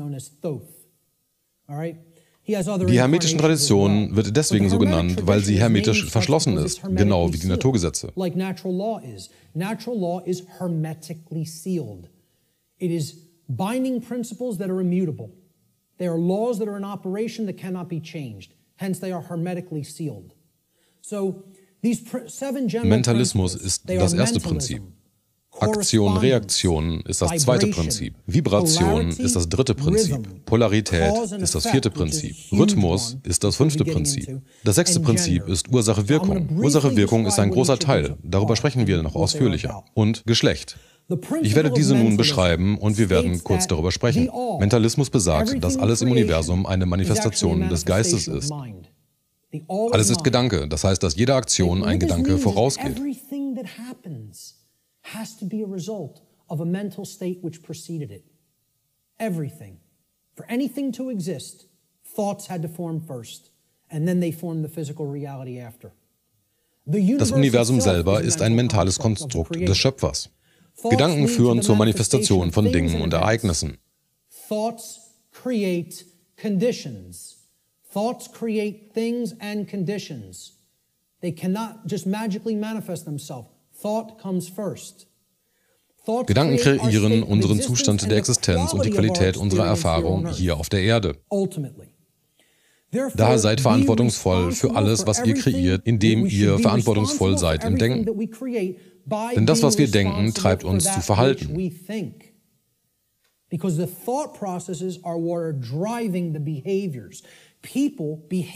Die Leute verhalten sich so, wie sie es tun, da sie bestimmte Gedankengänge im Kopf haben. Ihre Gedanken und Gefühle treiben sie zu den Handlungen an. Die Handlungen werden sich nicht einfach magisch verändern. Die Gedanken und Gefühle müssen sich zuerst verändern, denn sie sind die treibende Kraft für die Handlung. Dann verändert sich die Realität. Und Leute wollen das nicht hören. Sie wollen nicht hören, dass, wenn du die Realität verändern willst, dass du deine eigenen Gedanken dann als erstes verändern musst. Denn deine Gedanken passen nicht zu dem, was du sagst, was du haben willst. Oftmals ist es das genaue Gegenteil. Aktions-Reaktionsprinzip. Das, was darüber ist, ist dem darunter ähnlich. Das darüber meint den Makrokosmos und das darunter den Mikrokosmos. Wie im Großen, so im Kleinen, oben wie unten, innen wie außen. Der Makrokosmos, also die große Arkana, das Große, das Ganze. Und der Mikrokosmos, die kleine Arkana, das sehr kleine, die kleinen Teile, die zusammen das Große ergeben, sind Reflexionen voneinander. Sie können nicht voneinander getrennt werden. Das Universum ist holographisch. Es ist auf allen Ebenen und Skalierungen sich selbst ähnlich. Ein Hologramm ist eine zweidimensionale Darstellung von etwas, was man durch Projektion zu einem 3D-Hologramm machen kann.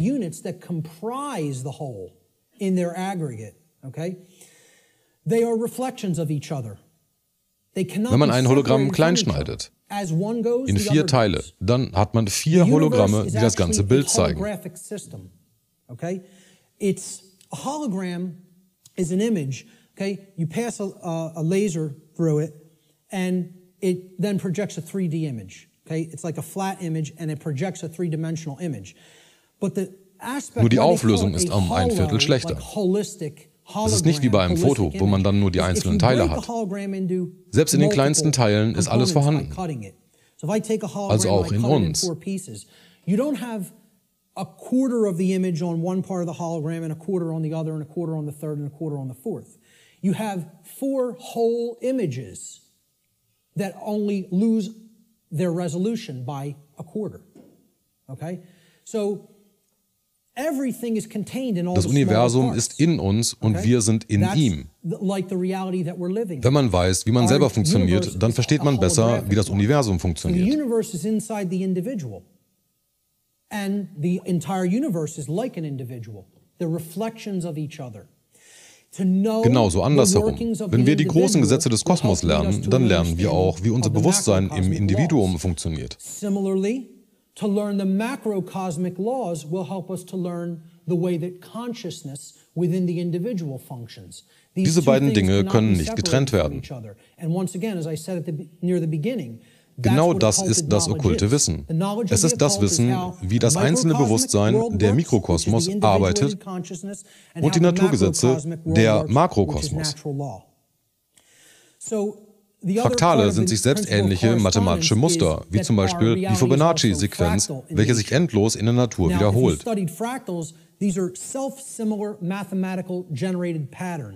Okay, we see this through things like Fibonacci sequence in mathematics, and this is repeated endlessly throughout nature. Okay, so you look at the Wenn man sich die Struktur eines Atoms ansieht, merkt man, dass es ähnlich zu einem Sonnensystem ist, welches ihrerseits ähnlich zu einer Galaxie ist. Sie funktionieren ähnlich. Wenn man weit genug weg ist, dann sieht man, wie sich das Muster wiederholt. Ich empfehle den Kurzfilm Powers of 10 oder auf Deutsch Hoch 10.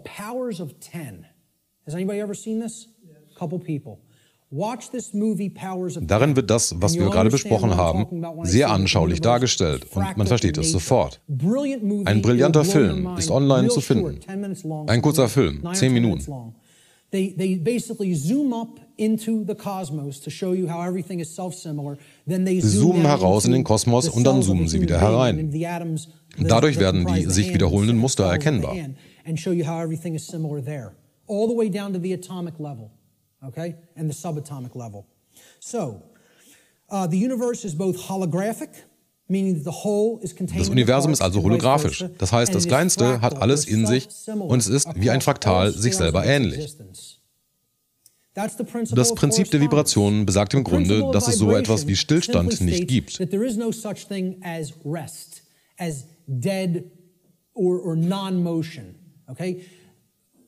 Es besagt auch, dass der Tod eine Illusion ist, denn unsere Vorstellung würde bedeuten, dass sämtliche Bewegung anhält. Das ist aber nicht möglich. Man kann keinen einzigen Ruhepol im ganzen Universum finden. Eine kurze Anekdote. Meine Freundin Barb gibt sich Mühe, die anderen Leute auf der Arbeit zu erleuchten. Sie sprach beim Essen mit den anderen Schwestern und sagte,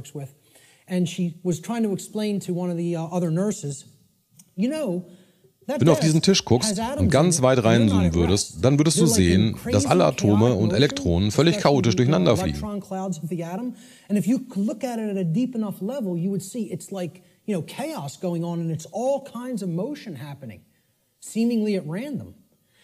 Die anderen Schwestern meinten nur, Barb, du bist so verrückt. Ich frage mich, wie kann man es durch die Krankenschwesternschule schaffen, ohne sich den Aufbau und die Funktionsweise eines Atoms anzusehen?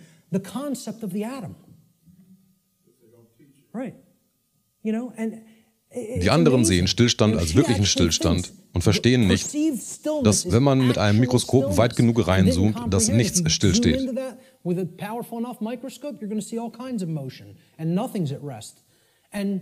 Und sie dachte, dass Barb die Bekloppte ist, weil sie es versuchte, ihr das beizubringen. Es gibt keinen Stillstand, gibt es nicht. Wenn etwas existiert, dann bewegt es sich. Auf der fundamentalsten Ebene ist das Universum und alles, was es enthält, pure vibrierende Energie, die sich auf verschiedene Art manifestiert.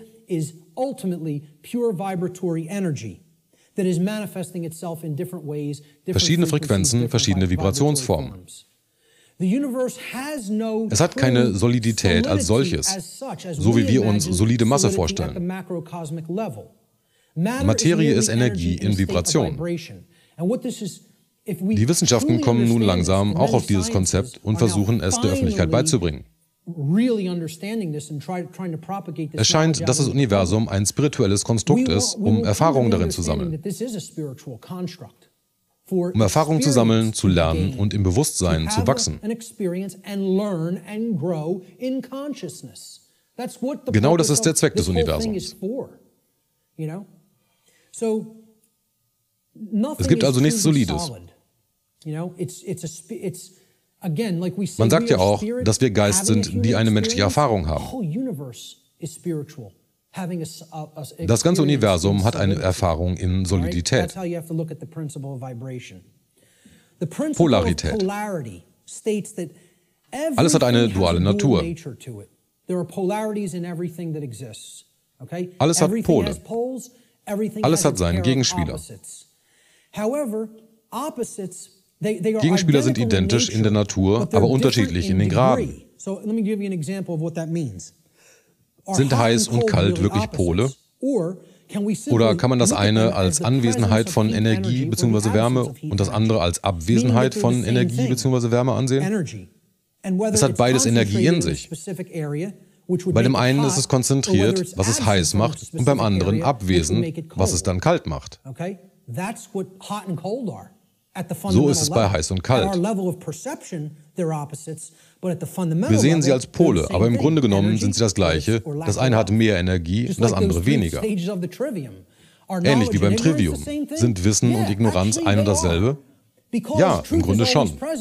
Die Wahrheit ist immer da. Es ist nur die Frage, ob sie aufgenommen und verstanden wird oder ob sie abgelehnt und nicht verstanden wird.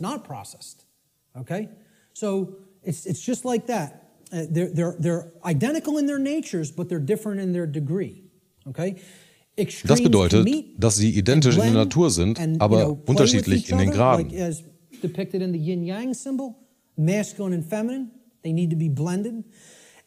Extreme können sich treffen, wie im Yin-Yang dargestellt. Paradoxe, also alles, was widersprüchlich erscheint, können abgeglichen werden. Auf einigen Ebenen. Auf fundamentaler Ebene ist alles Bewusstsein, aber auf dieser Ebene gibt es Unterschiede. Auf dieser Ebene gibt es Dinge, die wir ändern müssen, da es wichtig ist. Es macht einen Unterschied.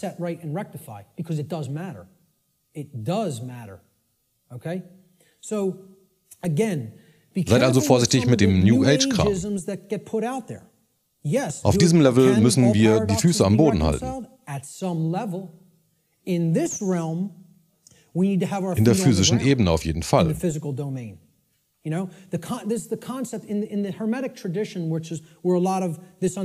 dieser hermetischen Traditionen kommen aus Chem, dem alten Ägypten.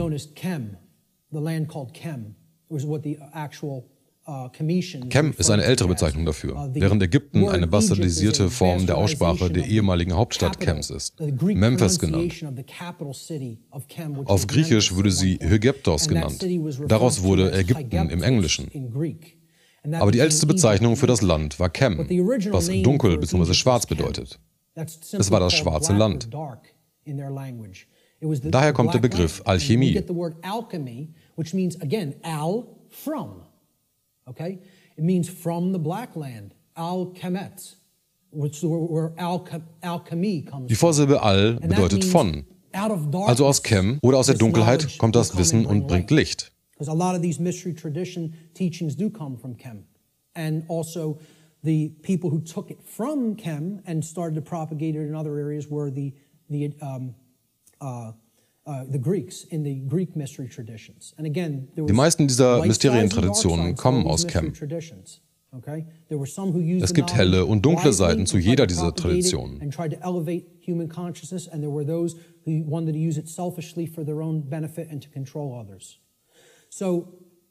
Es gibt die, die das Wissen dazu benutzen, um das Bewusstsein zu erweitern und Leuten etwas beizubringen. Aber es gibt auch Leute, die dieses Wissen egoistisch dafür benutzen, andere zu kontrollieren.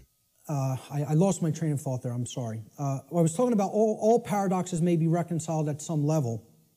And I brought up the mystery traditions. I can't remember why I went into that, so I'll just keep going. Das Prinzip des Rhythmus. Alles fließt, rein und raus. Alles hat Tiden. Alles steigt und fällt. Alles hat einen Rhythmus oder eine Bewegung. Es gibt Tendenzen in Energie. Der Pendelschwung zeigt sich in allem. Zu beiden Seiten gleich.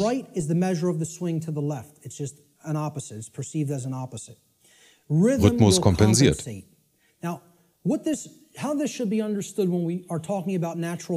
Die meisten werden nun meinen, dass man besser mit der Strömung, mit dem Fluss geht. Aber das ist nicht ganz korrekt. We can't look at these things as that the rhythms are set in stone and it has to be this way now. Es kann überwunden werden durch höheres Bewusstsein. Hermetic tradition taught regarding these laws, these principles, where they can be overcome by higher levels of consciousness. Wenn man ein Boot hat und rausrudern will, dann muss man erst gegen die Wellen und Tiden rudern.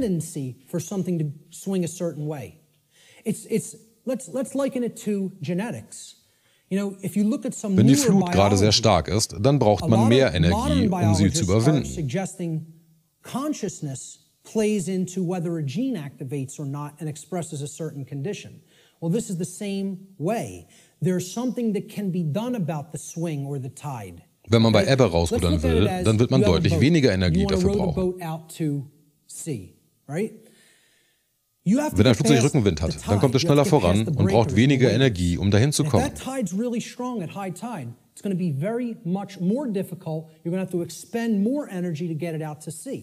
Wenn man gegen den Wind fliegt, braucht man mehr Energie für die gleiche Geschwindigkeit.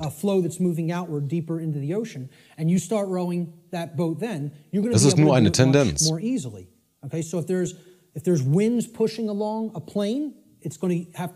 Man kann das Ziel trotzdem erreichen, aber man wird mehr Energie investieren müssen.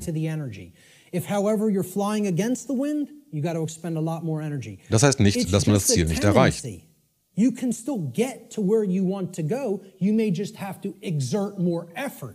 Right now, we're in a tendency of Zu dieser Zeit ist es schwer, das Bewusstsein zu erwecken. Man muss viel Energie, mehr Willenskraft aufwenden, um das Pendel in die andere Richtung zu bewegen. Really have more energy put into it if we're going to resist the tendency. It doesn't mean nothing can be done about it.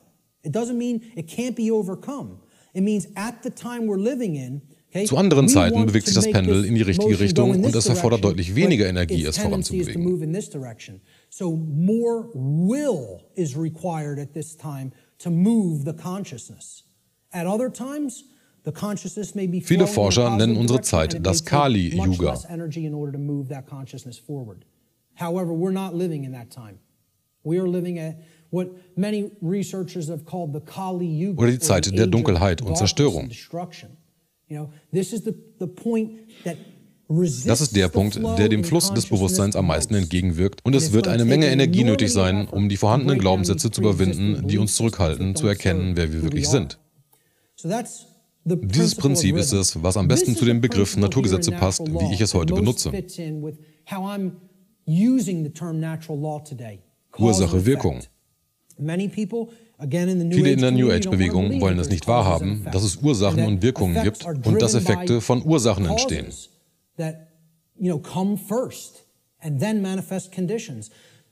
Das Prinzip besagt, dass jede Ursache ihren Effekt hat und jeder Effekt eine Ursache. Alles passiert nach den Gesetzen. Zufall ist eine Bezeichnung für ein nicht erkanntes Gesetz. Es gibt viele Ebenen von Gründen, aber keine entgeht den Gesetzmäßigkeiten.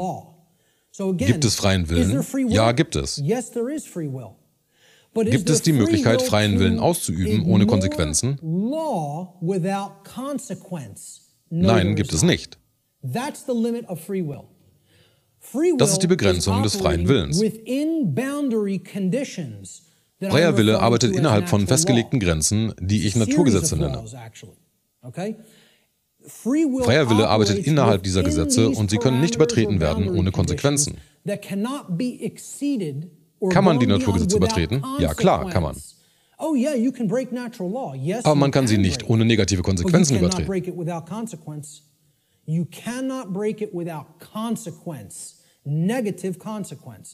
Deswegen wurde dieses Bündel von Gesetzen auch Konsequenzialismus genannt.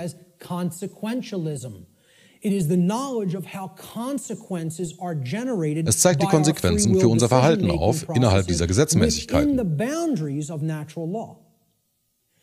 Das ist das Prinzip von Ursache-Wirkung oder schlicht Karma. Ich habe nach Bildern gesucht, um das zu verdeutlichen, und fand dieses Bild und finde es großartig.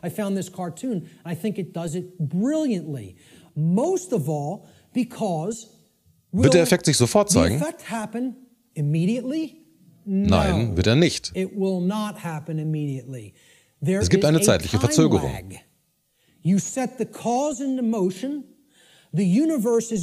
Erst verursachst du etwas und dann wird das Universum durch die Gesetze dir den Effekt nach einiger Zeit bringen.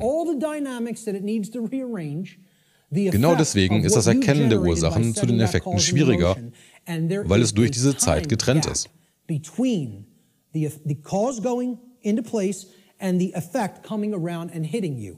This is why the pattern recognition of cause and effect is more difficult, because it is separated by a time lag, by what we perceive as linear time. Now, if you did a wrong Wenn man jemandem gegenüber ein Unrecht begeht und jedes Mal von einer Wespe 2 Sekunden später gestochen wird, egal ob du ihm wehtust, ihn beklaust, ihn belügst, jedes Mal kommt die Wespe 2 Sekunden später und sticht dich. Würdest du dann diesen Stich mit dem von dir begangenen Unrecht in Verbindung bringen? Viele würden das Muster erkennen.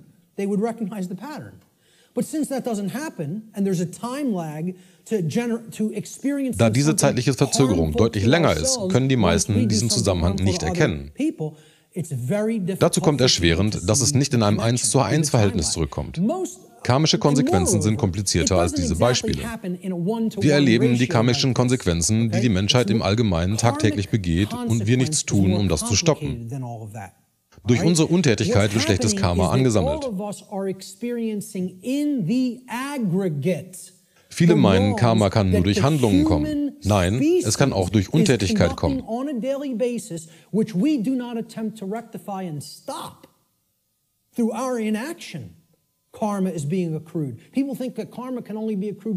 Und viele sammeln dadurch viel schlechtes Karma, weil sie das Böse einfach weitermachen lassen und nichts tun oder sagen.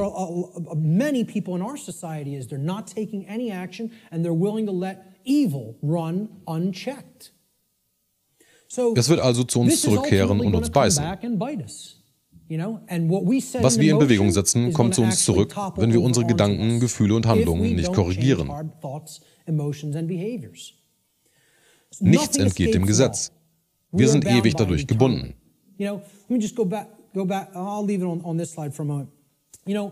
Womöglich haben einige meinen Vortrag über den Film Die Matrix gesehen. Das Prinzip von Ursache-Wirkung ist ausführlich im zweiten Teil enthalten, am meisten durch den Charakter des Merowingers. Als Neo ihm sagt, dass er frei von der Matrix sein will, antwortet der Merowinger, dass er zu ihm kommt, ohne das Warum zu wissen.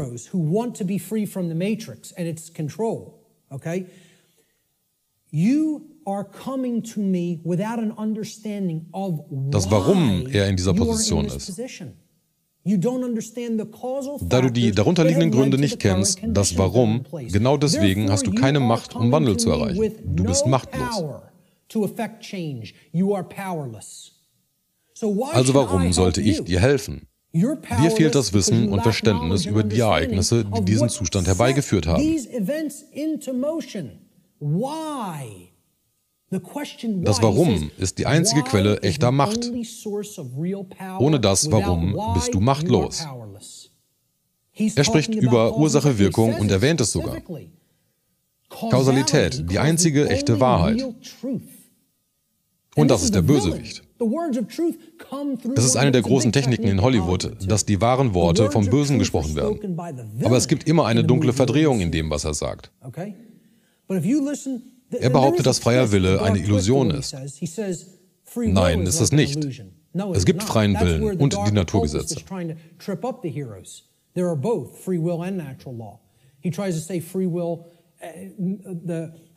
Morpheus sagt ihm, dass alles mit der Entscheidung anfängt und Morpheus hat recht.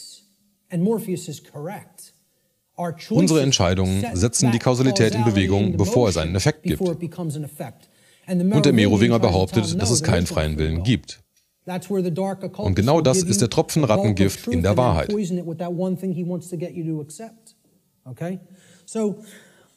Das nächste, was verstanden werden muss, sind die beiden Ebenen. Es gibt die Ebene des Effekts und die Ebene der Gründe. Es gibt keine Macht auf der Ebene des Effekts, Wandel zu erreichen, welches die manifestierte physische Realität ist. Das, was schon ist, kann nicht verändert werden. Man kann die Vergangenheit nicht ändern. Man kann das jetzt ändern, damit es sich in Zukunft verändert. Aber das, was ist, ist die Realität und Wahrheit. Und alles, was man machen kann, ist es akzeptieren oder es ablehnen. Alles, was sich jetzt manifestiert hat, wurde durch das verursacht, was in der Vergangenheit passiert ist.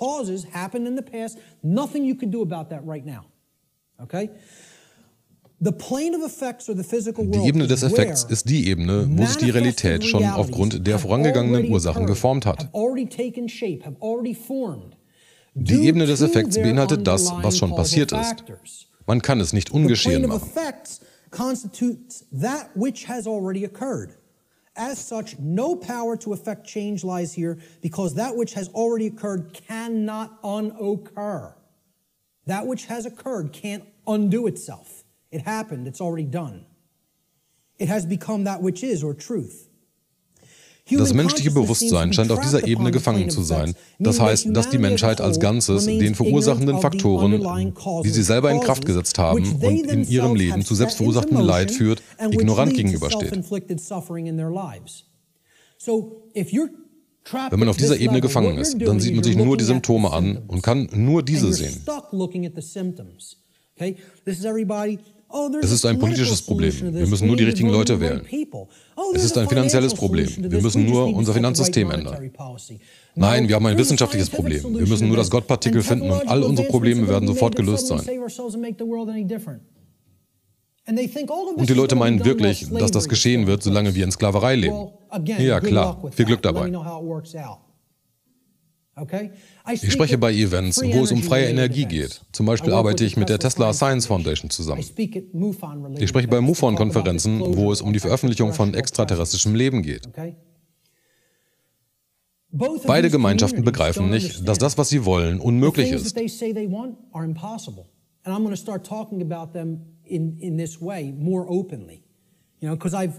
Ich werde dazu übergehen, es ihnen auf die harte Tour klarzumachen und nicht mehr auf die sanfte. Weil beide Gemeinschaften nicht über Moral sprechen, zumindest nicht genügend. Sie meinen, wir entwickeln freie Energie und es wird uns retten, ohne dass wir unsere gesellschaftlichen Strukturen verändern müssen. Wir werden also weiterhin in Sklaverei leben, aber wir werden freie Energie haben und die Welt wird dadurch, wie durch Zauberei, ein besserer Ort.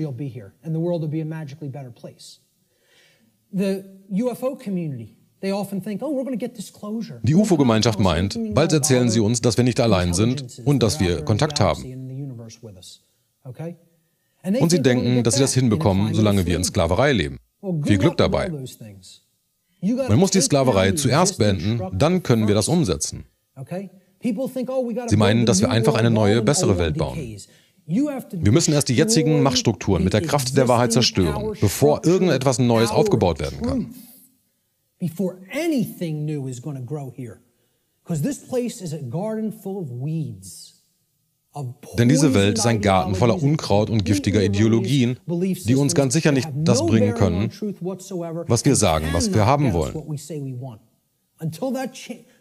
Solange das nicht in den Köpfen der Leute ist, erwartet keinen Wandel zum Besseren. Zur freien Energiegemeinschaft sage ich, ihr werdet nie freie Energie bekommen in einer Sklaverei. Und zur UFO-Gemeinschaft sage ich, ihr werdet niemals die Wahrheit bekommen, solange wir in Sklaverei leben.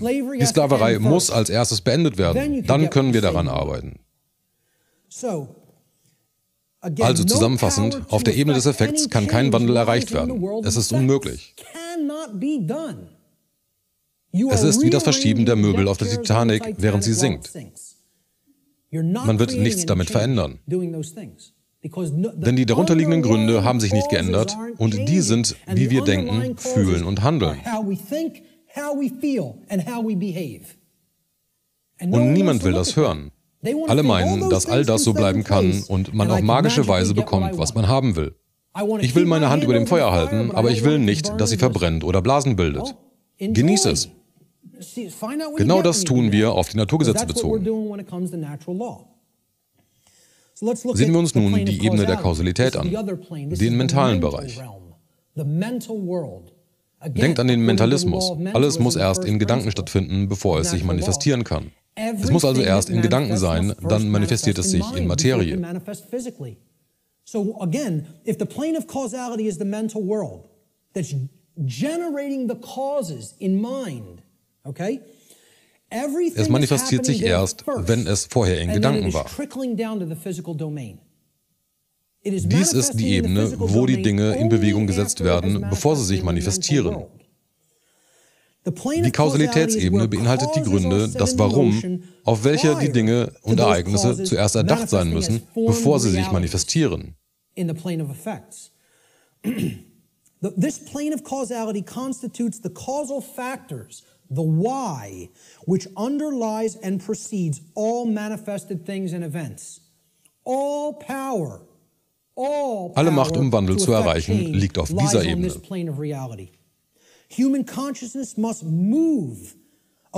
Das menschliche Bewusstsein muss sich von der Ebene des Effekts zu dieser Ebene bewegen, damit die Menschen die darunterliegenden Gründe verstehen, welche zu der Manifestation der Probleme in ihrem Leben führen. Erst dann wird die Menschheit in der Lage sein, ihre gemeinsame, kreierte Realität bewusst, also im Einklang mit den Naturgesetzen, zu gestalten, anstatt wie bisher unbewusst, also gegen die Naturgesetze.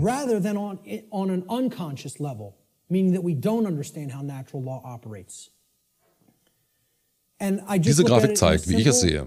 Das ist die höhere Ebene. Das ist die Ebene des Warum, der darunterliegenden Gründe, die mentale Welt, die der Manifestation vorangeht. Dahin muss unser Bewusstsein gehen, denn da liegt alle Kraft, um Wandel zu erreichen.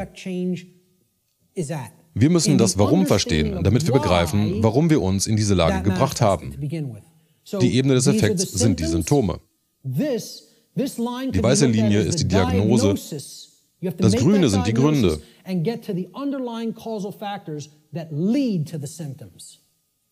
Die Ebene des Effekts ist die manifestierte Realität. Man kann das Jetzt nicht im Jetzt ändern. Man kann nun anfangen und es für die Zukunft ändern. Aber man kann die Vergangenheit nicht rückgängig machen.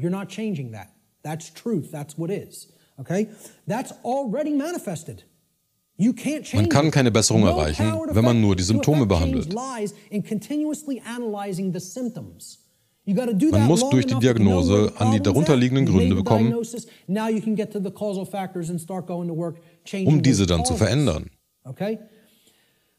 Aber es scheint, dass das menschliche Bewusstsein auf der Ebene des Effekts gefangen ist.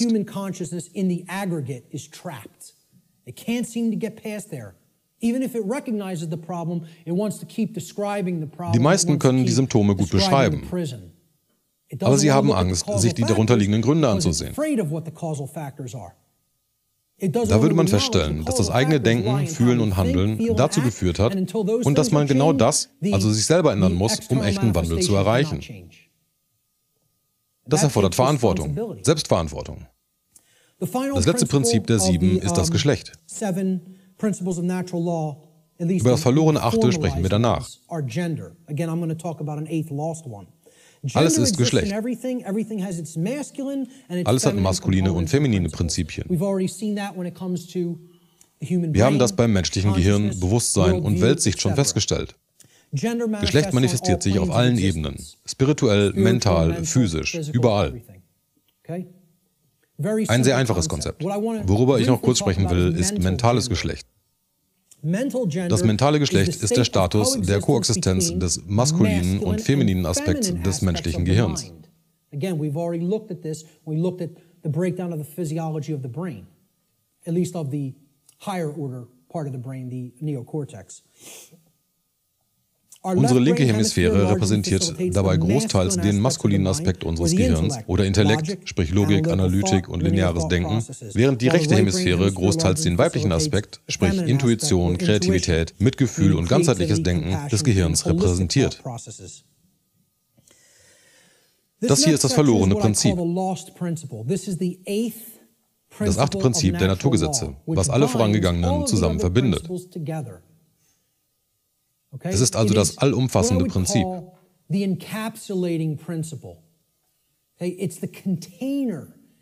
ist also die Hülle, wo alle anderen enthalten sind.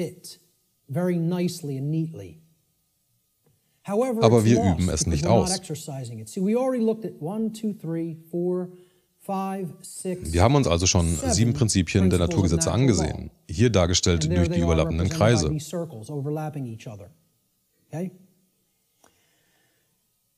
Can anybody see an 8th circle anywhere? You got it. Correct. Hier ist der 8. Möglicherweise habt ihr das schon einmal gesehen. Okay. Dieses Muster hat einen Namen. Weiß jemand, wie es heißt? Nicht die Blume des Lebens, sondern der Samen des Lebens.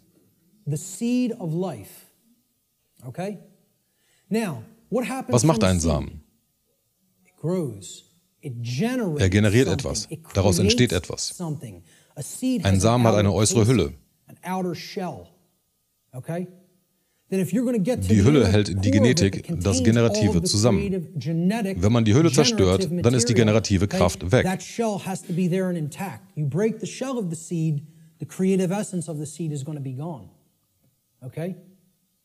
Nun, was ist das Prinzip?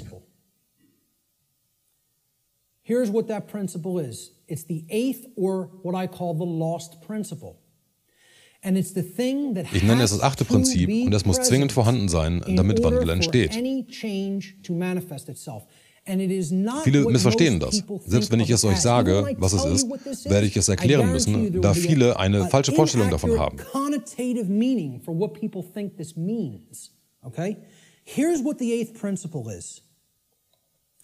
Es wird das generative Prinzip genannt oder das Prinzip, was die Manifestation regelt. Der kausale Faktor, der den Effekt hat, dass er das generiert, was wir sagen, was wir wollen. Aber was ist die exakte Bezeichnung dafür?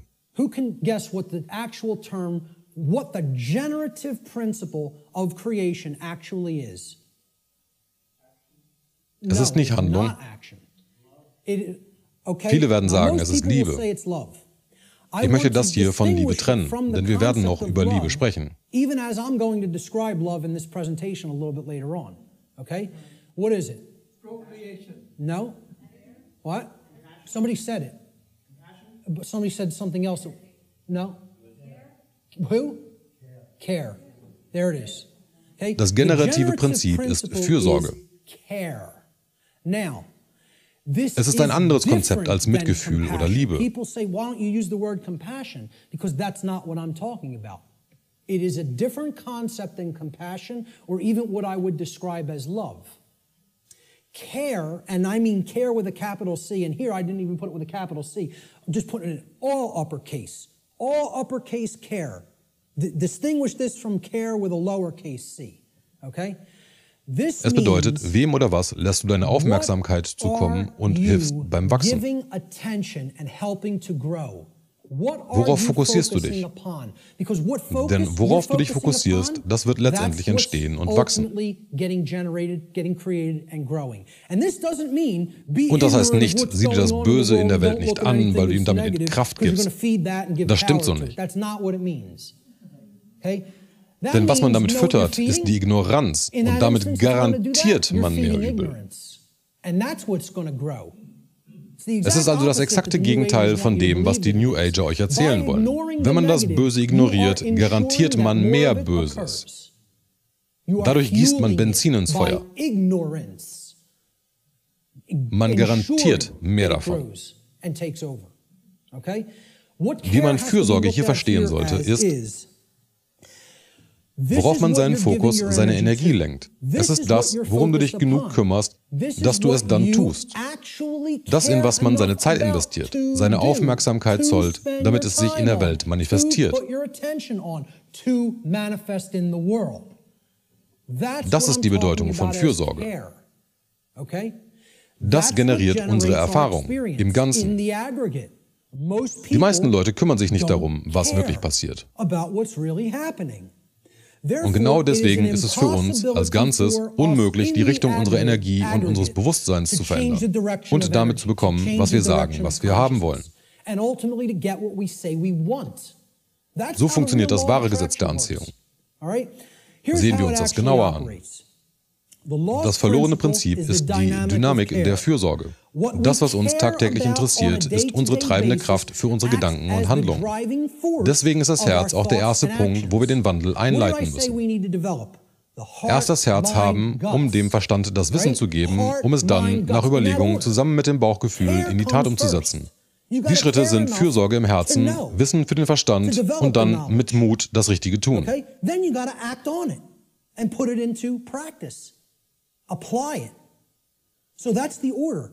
Heart, mind, guts. Care, knowledge, action.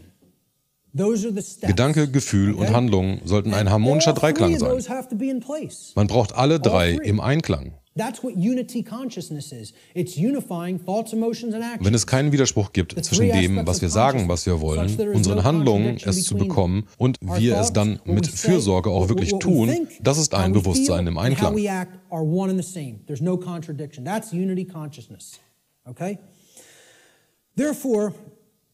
So gesehen kann unsere Fürsorge als ultimativer Generator, also der Schöpfer, Generator, die entstehende Kraft der Qualität unserer Erfahrungen gesehen werden.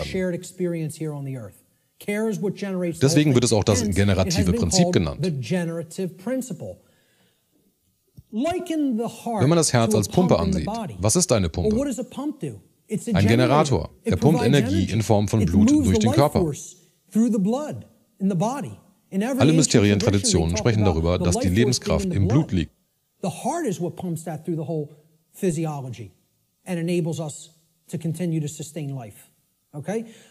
Herz ist der Generator und das Zentrum des Wesens.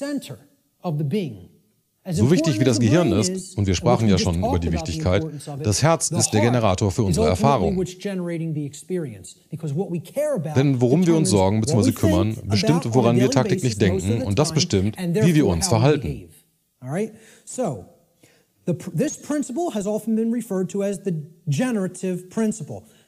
Kennt sich jemand mit der Freimaurer-Symbolik aus? Das Winkelmaß und der Zirkel mit dem G in der Mitte? Die wenigsten Freimaurer wissen das, da sie nur mit den exoterischen Lehren der Freimaurerei abgespeist werden und nicht das wahre Wissen bekommen. Die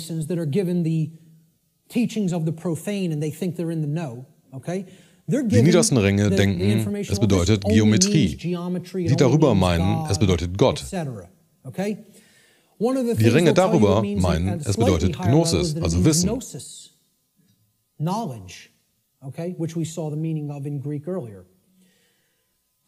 In den erleuchteten Graden, also ab dem 32. und höher, werden sie dir die wahre Bedeutung sagen, das generative Prinzip.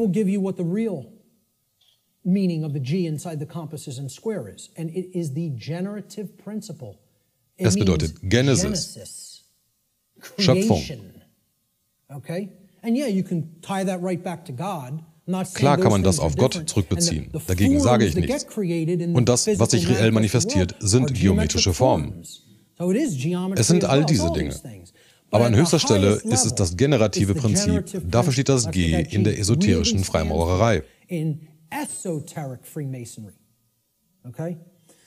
It's called the generative principle because that means to create. It comes from, the word generative comes from Latin. The verb generare, as we've already talked about, means to create. The generative principle is what we create through. Das generative Prinzip ist deswegen verloren, weil die Leute sich um nichts mehr kümmern. Here's how it works, folks. All das, wo wir unseren Willen, der von der Fürsorge angetrieben ist, hintersetzen, also den Einklang von Gedanke und Gefühl haben, wird letztendlich in unserer Welt erschaffen. The action, the masculine principle. That's what gets things done ultimately in the physical domain. What we care enough to put our will behind. And that's driven by the care. That's the generator or the pump that drives the will. Okay? What we care enough to put our will behind is ultimately what gets created or manifested in our world. Die Welt ist so, wie sie ist, weil die meisten Leute nicht genügend Fürsorge haben, auch wenn sie sagen, dass sie die Dinge anders haben möchten, um sie mit ihren Handlungen zu verändern.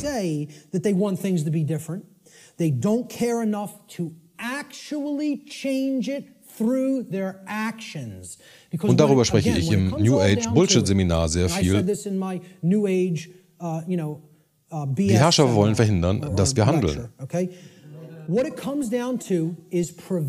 Sie wollen, dass wir nichts tun.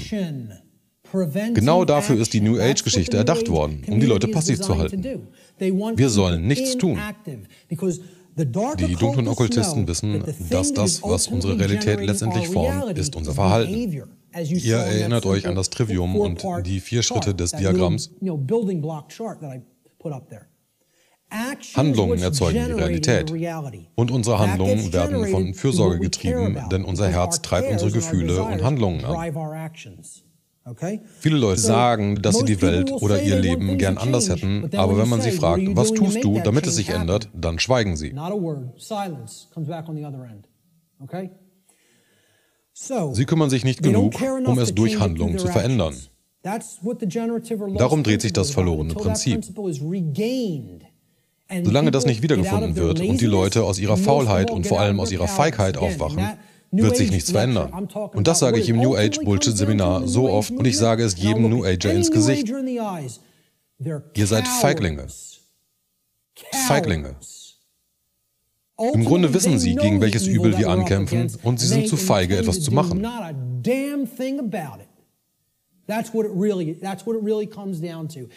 Jeder, der dir etwas anderes erzählt, lügt. Es sind Feiglinge. Punkt. Und das sage ich jedem direkt ins Gesicht.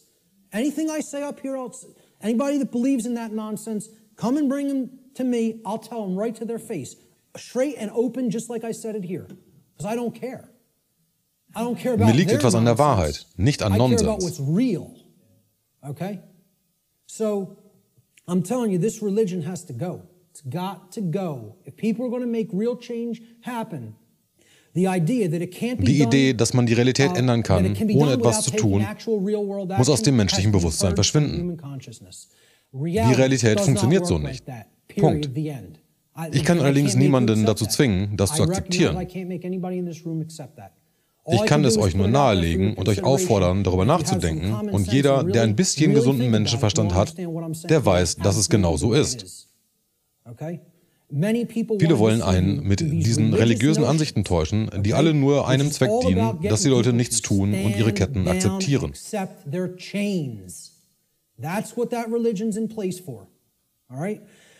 Die nächste Sektion heißt spirituelle Währung. Es gibt 2 spirituelle Währungen, Zeit und Aufmerksamkeit. Zeit ist Geld, sagen die Leute.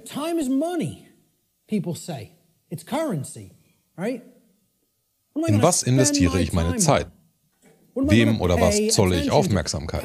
Etwas zollen oder investieren, das heißt, man bekommt etwas zurück, wenn man bezahlt. Wenn ihr hier aufmerksam seid, dann bekommt ihr eine Menge Verständnis zurück. There's 2 spiritual currencies, time and attention. This analogy can be seen very readily in the saying spending time and paying attention. Wenn wir in Informationen oder Bestrebungen unsere Zeit stecken und Aufmerksamkeit zollen, dann bekommen wir am Ende etwas für diese Investition zurück. Das ist echtes Geld, Leute. Das ist echtes Geld. Mon Eye, das eine Auge, wenn weise investiert. Wenn du echten Wert haben willst und nicht das fake, wertlose Zentralbankengeld, was nicht den Wert des Papiers hat, auf dem es gedruckt ist, dann investiere es weise. Leute sagen, Gold ist wertvoll. Gold hat keinen intrinsischen Wert. And they say, well, oh, it's been traded with throughout time immemorial. People valued it all time. Does that make it intrinsic? You answered my question. It's like saying, why does that projector have intrinsic value? And you say, because I find it valuable. No, that Der Projektor hat einen intrinsischen Wert, da er Bilder projizieren kann, wenn ich es brauche. Kann man Gold essen? Daraus eine Waffe machen? Ein Haus damit bauen? Oder Kleidung daraus machen? Es hat keinen intrinsischen Wert, außer in unserem technologischen Zeitalter, da man es für den Bau von Computern verwenden kann.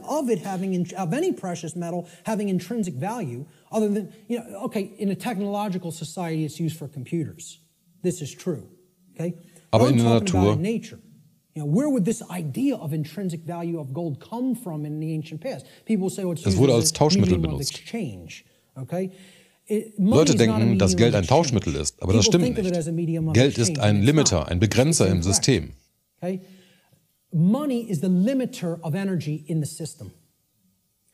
Currency bedeutet auf Englisch Währung, aber auch Fluss, wie bei Strom.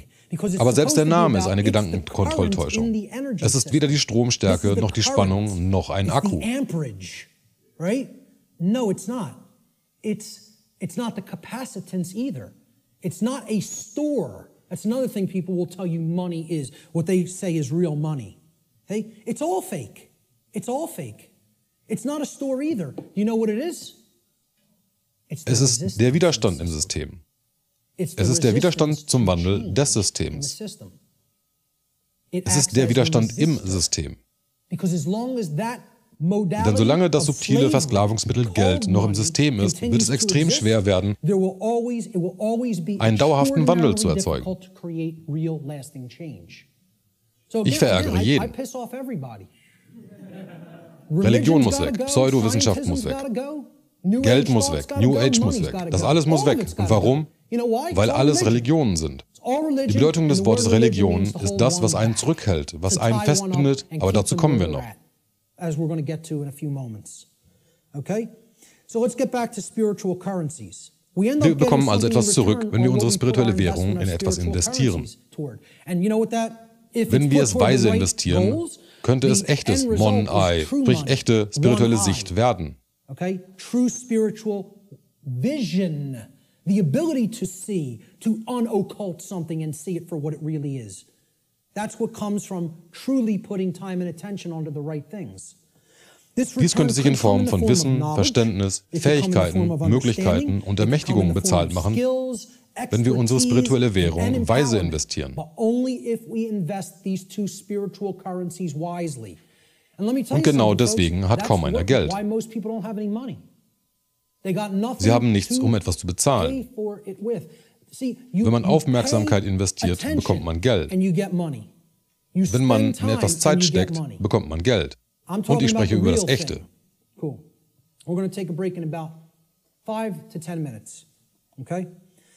Wir sollten unsere spirituellen Währungen weise investieren.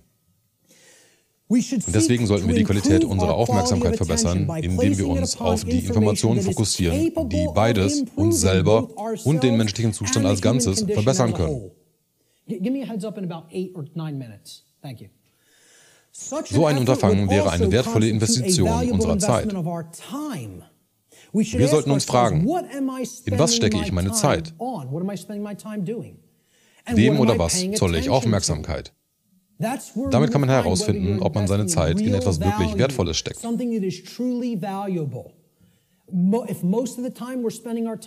man seine Währung hauptsächlich auf Trivialitäten, Ablenkung, Sport, Unterhaltung, TV und Nonsens investiert, dann wird man sehr wenig Wertvolles zurückbekommen.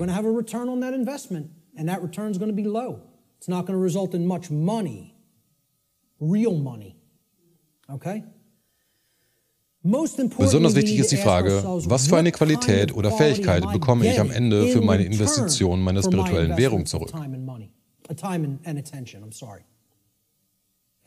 Das sind die spirituellen Währungen und die Leute wollen sie nicht sinnvoll investieren. Sie wollen die frei verfügbaren spirituellen Währungen nicht in die richtigen Dinge stecken.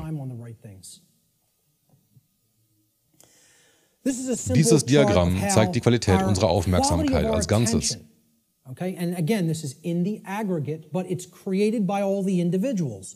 How the quality of our overall attention Es zeigt, wie die Qualität unserer Aufmerksamkeit im Hinblick auf das Prinzip der Aktion-Reaktion wirkt. Wie der Mikrokosmos ist, so wird der Makrokosmos. So will become the macrocosm. Okay, so over here we have a pure information stream. This is good information. Hier links sieht man einen Strom reiner, guter Informationen, der einem hilft, Weisheit zu erlangen. And is capable of helping to develop wisdom or right action within the being.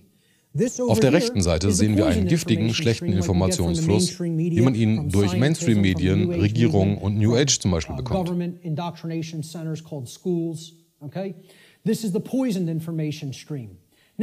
Jeder nimmt eine Mixtur von beiden Strömen auf. Das Ziel sollte sein, es zu reinigen. Die Information in dem Eimer, also dem Individuum, sollte rein und gut sein. Vergleichbar, wenn man schlechtes Essen zu sich nimmt, hat man eine schlechte Gesundheit. Wenn man schlechte Informationen in sich aufnimmt, dann wird der Output im Verhalten schlecht sein. Man sollte sich also reinigen. Aus den Eimern strömt nun das Wasser bzw. die Information in den Pool, was die Welt darstellt. Jeder bringt seinen Eimer mit und kippt ihn in den Pool und springt dann rein. Nun kommt es darauf an, wie viel gutes, sauberes Wasser bringt man mit und wie viel dreckiges, giftiges Wasser bringt man mit.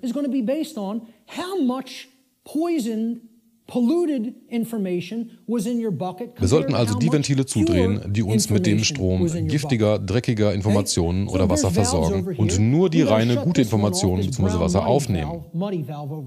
Wenn wir das tun, dann wird die Welt reiner und sauberer und wir kreieren kein selbstverursachtes Leid. Tun wir das nicht, dann schwimmen wir in brauner Soße und dadurch erschaffen wir jede Menge Probleme für uns selber.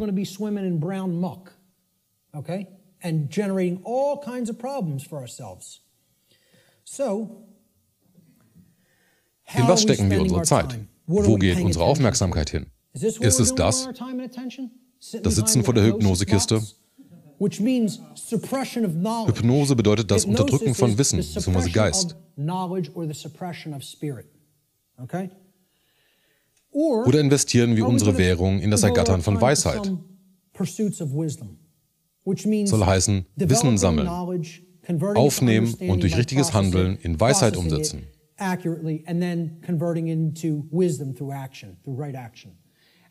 Man muss dafür lesen. Das wollen die Leute auch nicht hören. Lesen ist notwendig. Die Römer hatten ein Wort, was zwei verschiedene Bedeutungen hatte. Das Wort Liber, L-I-B-E-R. Das Wort bedeutet frei, kein Sklave, ein freies Wesen. A free being would be described as liber, free. It's the basis of the English word liberty, liberty, liberty, freedom. Okay? In einem anderen Kontext hatte es eine andere Bedeutung. So the word liber didn't just mean free. Das englische Wort Liberty, Freiheit, hat seinen Ursprung darin. Es bedeutet Buch. Sagt uns das was? Das römische Wort Buch bedeutet ebenfalls frei. Okay? And again, liber is the basis for the word library. Okay? Library. Okay? Where you can go to become free if you read the right books. You know? And again, the world is our library now.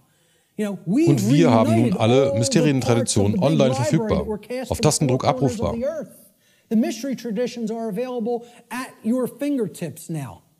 Das gab es noch nie.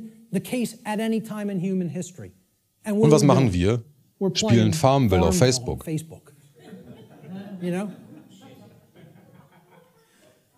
Wir müssen uns fragen, in was stecken wir unsere spirituellen Währungen? Investieren wir sie weise?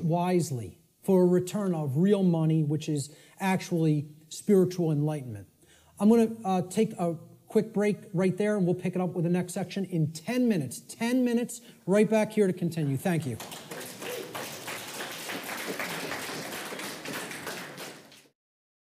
Die Naturgesetze haben viele Namen in verschiedenen Mysterientraditionen unserer Geschichte. Lass uns ein paar davon ansehen. Es wird auch das Gesetz von Ursache-Wirkung genannt. Es gibt eine wissenschaftliche Nebenbedeutung zu dieser Bezeichnung. Selbst Wissenschaftler werden sagen, ein Effekt folgt einer Ursache. Ebenso gibt es für jede Aktion eine gleich starke entgegengesetzte Reaktion. Things like for every action there exists an equal and opposing reaction. So there's a consequence when an action is taken. In der New Age und dem Umfeld wird es eher das Gesetz der Anziehung genannt. Daher nenne ich diese Präsentation das wahre Gesetz der Anziehung. Okay? I call this presentation the real law of attraction. So, however, there are Ich möchte hier mal anmerken, dass nicht alles in der New Age Unsinn ist. Es ist zwar eine Religion, aber es sind ein paar Weisheiten drin enthalten. Diese kann man rauspicken und daraus lernen.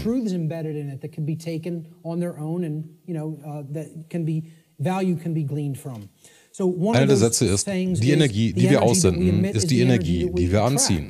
Das ist wahr. Das, was wir ins Universum aussenden, ist das, was wir zurückbekommen und unsere Realität mit formen. Energie fließt dorthin, wohin unser Fokus geht. Wir sprachen darüber in unserer letzten Sektion, wie das, worauf wir unseren Fokus lenken, letztendlich in unserer Welt manifestiert wird. Wie du denkst, fühlst und handelst, so wirst du sein. Einige der New Cage-Lehrer benutzen nur einen Teil davon. Wie du denkst, so wirst du sein. Aber das stimmt nicht. So wie du denkst, fühlst und handelst, vor allem so wie du handelst, so wirst du sein.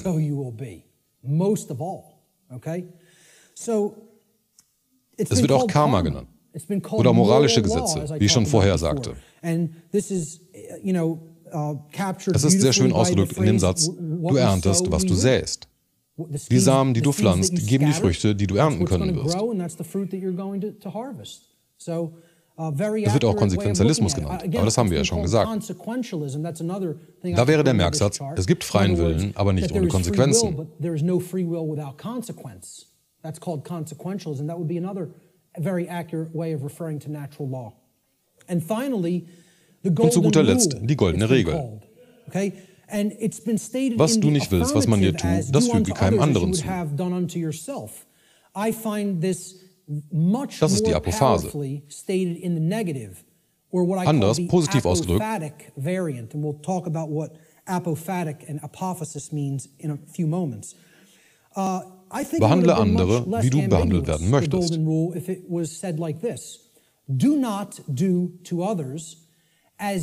Am besten nimmt man sich beides zu Herzen. Now the ambiguity goes away because people want to be treated slightly differently, you know. Hey, Ein Masochist will ja vielleicht sogar geschlagen werden. Das heißt nicht, dass du das anderen Leuten antun sollst, nur weil du darauf stehst. Aber Leute wissen, was sie nicht wollen.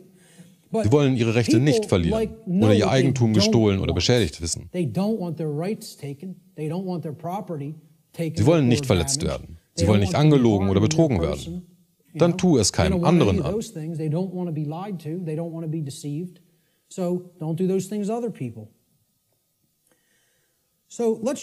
Das ist das Herz dieser Präsentation. Wie drücken sich die Naturgesetze in unserem Leben aus? Wie ist die Art und Weise, wie sie funktionieren? Man kann sie durch diese Ausdrücke erkennen und wissen. Wir haben ja schon darüber gesprochen, was die Naturgesetze sind und über die Grundlagen. Nun sprechen wir darüber, wie sie in unserem Leben wirken. Wir zeigen das gleich in einer Tabelle. Die Wirkungsweise der Naturgesetze drückt sich in den menschlichen Leben in 5 verschiedenen Arten aus. Jede dieser 5 Ausdrucksformen hat einen positiven und einen negativen Aspekt, was zusammen 10 verschiedene Ausdrucksformen der Naturgesetze ergeben.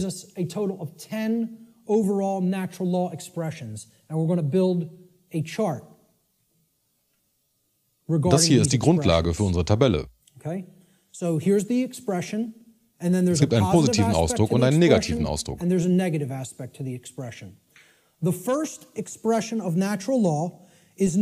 Das ist der Versuch, das in Worten zu erklären, diese unsichtbaren Konzepte zu verdeutlichen.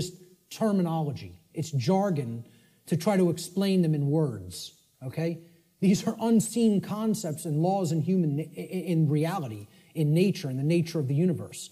Okay, these are just English word terms that I'm applying to these concepts, okay? So the first principle of Das natural erste law, Feld ist die generative I call Polarität, the die wir generative benutzen, um den Prozess in Gang zu Or in setzen. other words, this is the force or energy that we are using at the base level to start the process of creation. Unser aller Or you Mitwirkung could say mit den of Naturgesetzen formt co-creation. unsere Realität. Okay? Wir We're manifestieren die co-creating Realität the nicht reality that we alleine. experience with the laws of nature. So you could look at the first first expression of Die natural law, generative which is the Polarität generative ist die benutzte polarity, Macht, um die as the nachfolgenden Dinge force that we manifestieren use zu to lassen. set all of the other events which are to come, which are to manifest in our lives, into motion. Es ist die Macht, die Or wir in other benutzen, words, um die Erfahrungen what in we unserem use, Leben zu the kreieren. force that we use to generate or create the quality of our experience. That's the generative polarity. The positive Der positive Aspekt der generativen Macht ist Liebe. is love. Now, this Es is ist aber not nicht what das, many was people viele unter think Liebe of verstehen. as love. Okay? It's not Es ist nicht die Liebe in einer Familie, in einer Beziehung, die Hollywood-Film-Variante oder im Schnulzenroman-Variante davon. Movie variant of love. It's not romance novel variant of love. Okay? I call love Ich nenne es Bewusstsein. Denn Liebe öffnet unser Bewusstsein und hilft uns, uns der Wahrheit zu öffnen, wenn wir in Liebe sind. Wenn wir in dieser Vibration sind, dann sind wir offen für die Wahrheit. Das ist eine Verbildlichung davon. Ich habe zu jedem Ausdruck ein Bild. I try to put a visual aspect to all of these concepts. Okay? And people would think Viele I'm gonna dachten wohl, put two dass ich people zwei Leute together zeige, kissing die or sich hugging or küssen something oder like umarmen. that, okay? Liebe ist in Love jedem inside Individuum, each wenn individual vorhanden. if it's present. Okay? It doesn't Es hängt nicht von depend anderen on Leuten ab. any other person. You Man kann Liebe mit express einer anderen love with Person another ausdrücken. person, and Und there's ich no sage wrong nicht, with dass that. I'm das not schlecht saying ist. that's a bad Es ist thing. großartig, wenn That's es in a deinem great Leben ist. thing if it's present in your life. The capital L, Die Definition von capital Liebe V, in capital E Großbuchstaben, definition die ich of meine, love that I'm ist giving nicht here das. is not that. It is this Es ist die force öffnende Kraft that für uns und opens unser up our Bewusstsein. consciousness. It's the Es ist die Kraft, die uns flowering aufblühen expression of lässt. consciousness. Okay? So how I word this is Der positive Aspekt des generativen Prinzips ist Liebe. In Bezug auf die Naturgesetze sollte Liebe als die Kraft verstanden werden, die uns hilft, unser Bewusstsein zu öffnen. Liebe ist die Kraft, die uns hilft, uns der Wahrheit zu öffnen und uns aufblühen lässt. That's the connotation that I'm giving for the concept called love here. Okay, Das ist die positive Form der kreativen Polarität. The creative polarity. Now, the negative Die negative expression Form der of the generativen creative Polarität polarity ist das is polare the exact Gegenteil von opposite Liebe. of love. So Viele people Leute will sagen, automatically das ist think, oh, Hass. that's hate. And it Und das is stimmt not. nicht. Because the thing Denn die that Kraft, die puts unser Bewusstsein in eine consciousness Kiste steckt und es a davon box abhält, sich zu and öffnen oder prevents it aufzublühen, from ist growing and keeps it where it's at is what? There it is. Fear. Angst. Fear is Angst ist die Basis the für basis Bewusstseinslosigkeit. for unconsciousness. Du kannst dir etwas nicht bewusst sein, außer du fürchtest es. Das verschließt unser Bewusstsein. Und das ist mein Bild für Angst. Ich will mir das nicht ansehen. Es ist zu furchtbar, um darüber nachzudenken. Das kann nicht wahr sein. Ich will nicht, dass das wahr ist. Das ist alles Angst. Der negative Aspekt der generativen Kraft ist Angst. Angst ist die verschließende Kraft für unser Bewusstsein. Angst ist die Kraft, die uns vor der Wahrheit verschließt und letztendlich auch die Kraft, die unser Bewusstsein schließt. Deswegen sind so viele ohne Bewusstsein, weil sie Angst haben. Sie haben Angst vor der Verantwortung, die mit dem Wissen einhergeht und vor allem davor, dem erlernten Wissen entsprechend handeln zu müssen.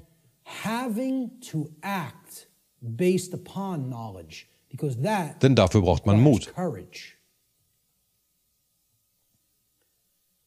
Die zweite Stufe ist, wie sich die gewählte Polarität in unserem Leben äußert, nachdem man den Stein ins Rollen gebracht hat. Es ist die Anfangsphase, wie es beginnt. Es ist auch die Stufe, wo man erkennbare und zählbare Ergebnisse erhält, abhängig davon, für welche Polarität man sich entschieden hat. Set the dynamic in motion by choosing between the generative polarities of either love or fear. All right? So, we choose Wenn wir Liebe love, gewählt haben, and dann passiert something etwas. starts to happen. We become open to truth, right? Well, Wir love öffnen is uns the für die expansive Wahrheit force und for dadurch consciousness erhalten wir that opens etwas. our minds to the truth and awareness. So what do we gain as a result of accepting or existing in the vibratory energy called love?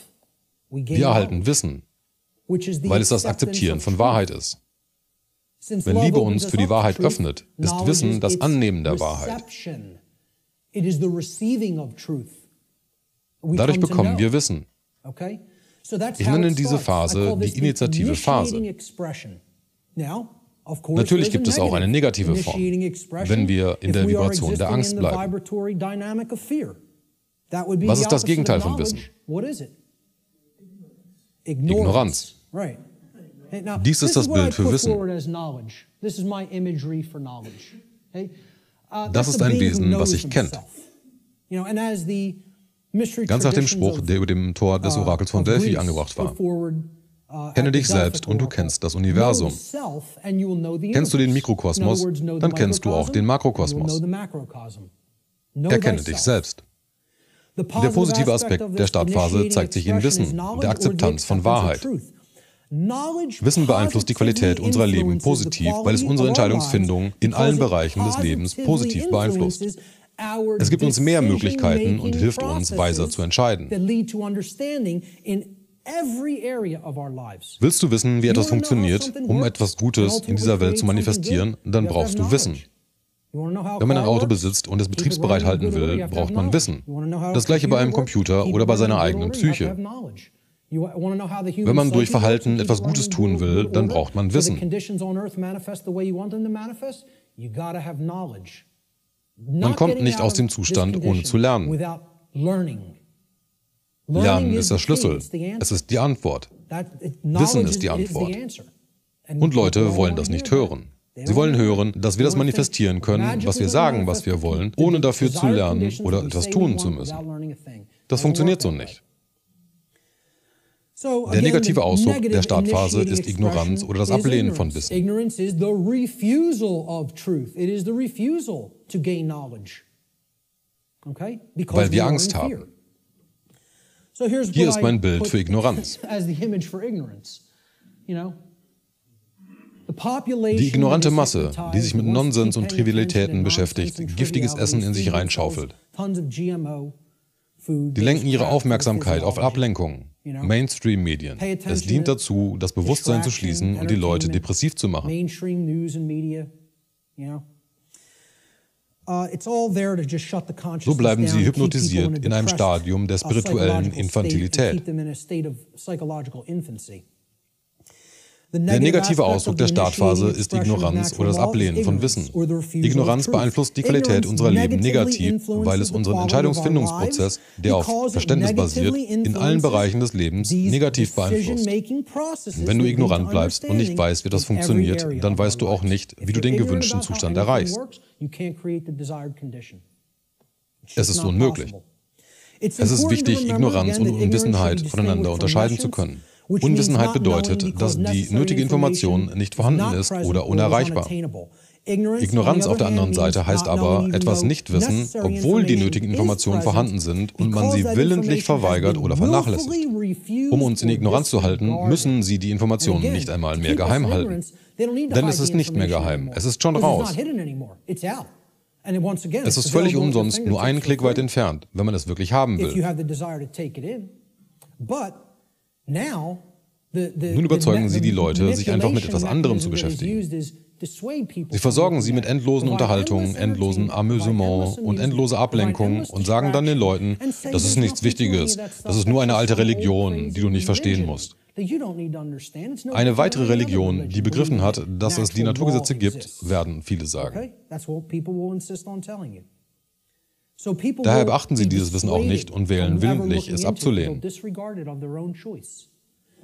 Thomas Jefferson sagte, wenn eine Nation erwartet, ignorant und frei zu sein in einer Zivilisation, dann erwartet sie etwas, was nie war und nie werden wird. Ignoranz und Freiheit sind Antagonisten, die niemals zeitlich irgendwo existieren können. Die Naturgesetze machen das unmöglich.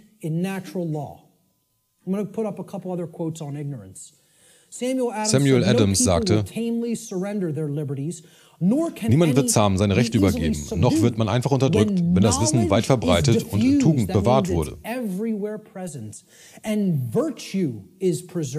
Im Gegensatz dazu ist, wenn die Leute im Allgemeinen ignorant und ihr Verhalten unmoralisch ist, egoistisch, nur an sich denken, werden sie durch ihr eigenes Gewicht untergehen, ohne die Hilfe eines angreifenden Feindes von außen.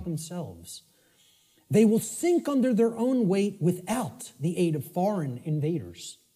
Das bedeutet, dass die Gesellschaft sich gegen sich selber richtet und in sich kollabiert, basierend auf ihrer Ignoranz und moralischem Relativismus und Vergnügungssucht als höchst erstrebenswert ansehen. They are ensconced in moral relativism and other forms of debauchery and just self-pleasure as their highest virtue, their highest desire. Sokrates sagte, dass das einzig gute Wissen ist und das einzig Böse ist Ignoranz.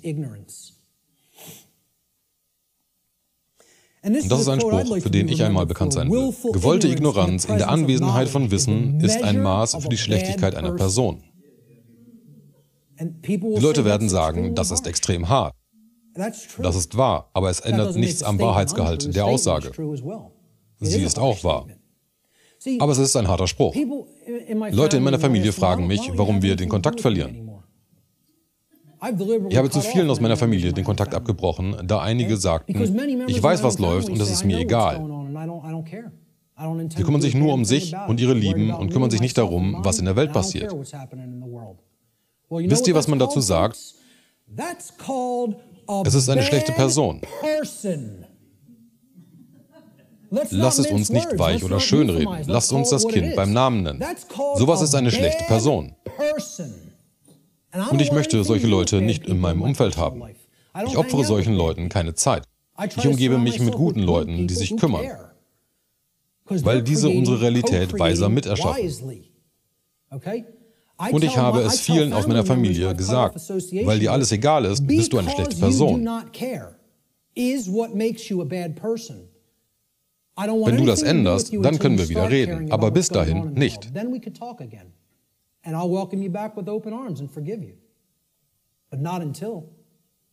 Bleibst du auf dem Bewusstseinslevel, dann will ich nichts mit dir zu tun haben. Ich möchte mich nicht mit solchen Leuten umgeben, denn sie sind schlechter Einfluss und sie bringen einen runter. Und die Leute können jederzeit an das Wissen ran, was ihnen fehlt. Wenn sie dazu Fragen haben, helfe ich gerne, aber solange sie nicht anfangen, will ich sie nicht um mich. Ich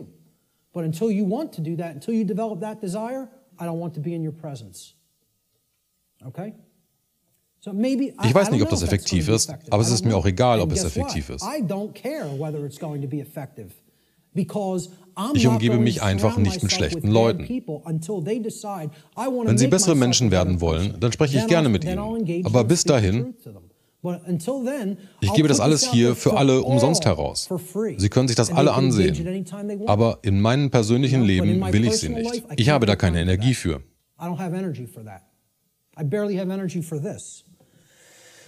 Hier ist noch ein anonymes Zitat aus einem Internetforum.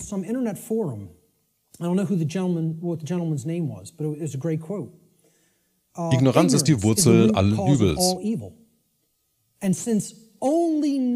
Weil nur Wissen Ignoranz auslöscht, ist es unsere Aufgabe und moralische Verpflichtung, uns zu bilden und zu erziehen, genau wie die Massen um uns herum. Es ist eine moralische Verpflichtung, wenn man Wissen erlangt hat. Genau deswegen tue ich, was ich tue. Ich mache das nicht, weil ich Leute mag. Glaubt mir, Barb wird euch erzählen, wie sehr ich Leute mag. Ich mache das nicht, um Freunde zu gewinnen oder Geld zu machen. Ich tue es, weil es eine moralische Verpflichtung ist und allein deswegen. Ich diene nicht den Leuten, sondern der Wahrheit. Wahrheit ist die Kraft, der ich diene, und mein Knie wird sich für nichts anderes beugen. Punkt. Einige sehr schöne Zitate, Thema Ignoranz. Der nächste Ausdruck ist das, was in uns passiert. Bis hierher haben wir uns für eine Polarität entschieden und es ist etwas passiert, die Akzeptanz oder Ablehnung von Wahrheit. Jeder hat die Entscheidung, jederzeit. this level is that knowledge level, right? Wenn ihr euch noch an das 4-Schritte-Diagramm mit den Würfeln erinnert, die Startphase, die Wissensebene, ist die Basis des Diagramms. This is the foundation that lies underneath the trivium, right? Okay? Der unterste Würfel. Consciousness or unconsciousness, love or fear. That's what everything is a choice about, between, right? Now here's that Wissen oder der Mangel daran. Knowledge or lack thereof. Knowledge or ignorance, right? Ihr erkennt die Polaritäten. Are like that concept of, polarity aspect of the. Wenn ihr an die Prinzipien denkt, das eine ist real und das andere ist die Illusion. Es sind zwei Aspekte des Gleichen. Bewusstsein oder der Mangel daran. Wissen oder der Mangel daran. Der gleiche Ausdruck, aber zwei Pole. Was passiert nach Wissen? Wir gingen zum Verständnis über. Verständnis ist ein interner Vorgang.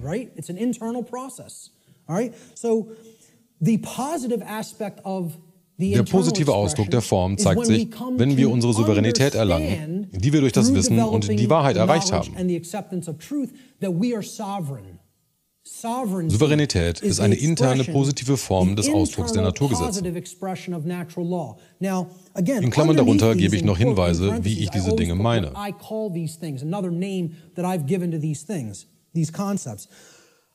Ich nenne Souveränität interne Monarchie. Mono ist griechisch für einer oder einzeln. Die griechische Vorsilbe an bedeutet keine oder nicht vorhanden. Und Archon heißt auf Griechisch Herrscher. Wir müssen also die alleinigen Herrscher über uns selber werden. Das ist unser Königreich, worüber wir herrschen. Mehr nicht. Wir herrschen nicht über andere. Manche Leute meinen, sie seien Herrscher von Leuten, aber das stimmt nicht. Jeder von uns ist ein souveränes Wesen. Souveränität bedeutet, dass du niemandes Eigentum bist. Man ist frei. Und das ist mein Bild für Souveränität. Jemand, der wirklich das Licht in sich hat.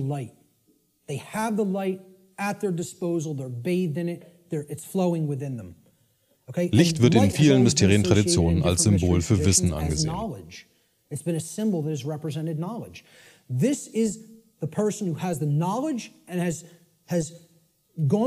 Das ist jemand, der das Licht hat, durch den Entscheidungs-, Filter- und Reinigungsprozess gegangen ist und erkannt hat, dass er ein souveränes Wesen ist.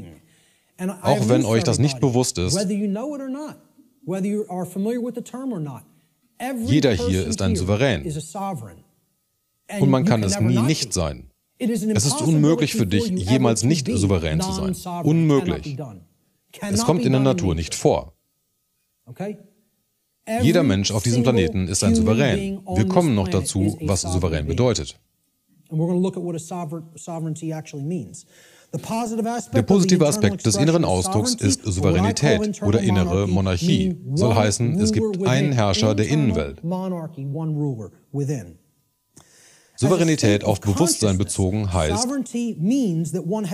man hat die drei Aspekte von Bewusstsein, Gedanken, Gefühl und Handlung, ohne Verzerrung und ohne einen Widerspruch darin zu haben, in sich vereint. Damit entsteht ein Wesen, was so handelt, wie es denkt und fühlt. Unisono. Unsere Handlungen stimmen mit Gedanken und Gefühl überein. Wir sind nicht innerlich zerrissen. Wir haben keine interne Opposition. Lasst uns mal das Wort souverän ansehen, dann verstehen wir auch die eigentliche Bedeutung. Das Wort souverän kommt vom lateinischen super. Im klassischen Latein wird der B- bzw. P-Buchstabe beim Zusammensetzen von Worten zu einem V oder W umgewandelt, da sie phonetisch ähnlich sind. Was bedeutet super? Super bedeutet über, darüber bzw. weiter.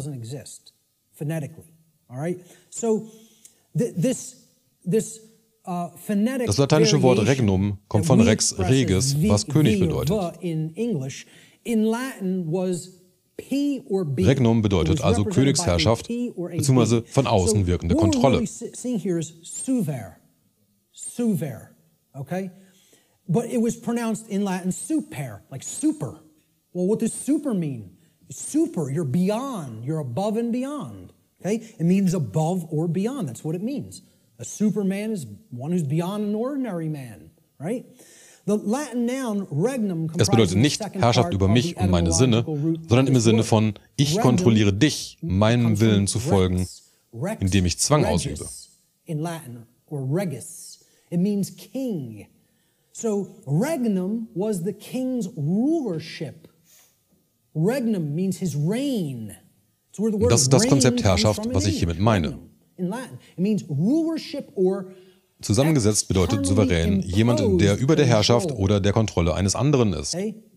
Souverän bedeutet, kein Eigentum oder kein Sklave zu sein. Jede Person ist ein Souverän. Externally, by imposing my will over your will through coercion. That's the context of rulership. Es gab nie, gibt es jetzt nicht und es wird niemals Legitimität für Sklaverei geben. Super regnum, sovereign, means above or beyond externally imposed rulership or control by another. That's what it means. Sovereign gab es nie, gibt es jetzt nicht und wird es niemals geben. To another being.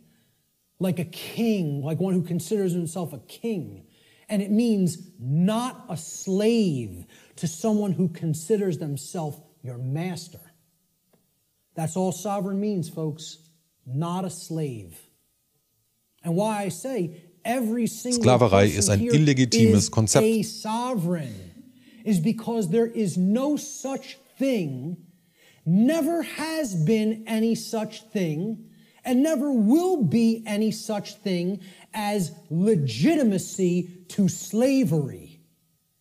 That has never existed, does not exist now, and never will exist. Slavery is an illegitimate concept.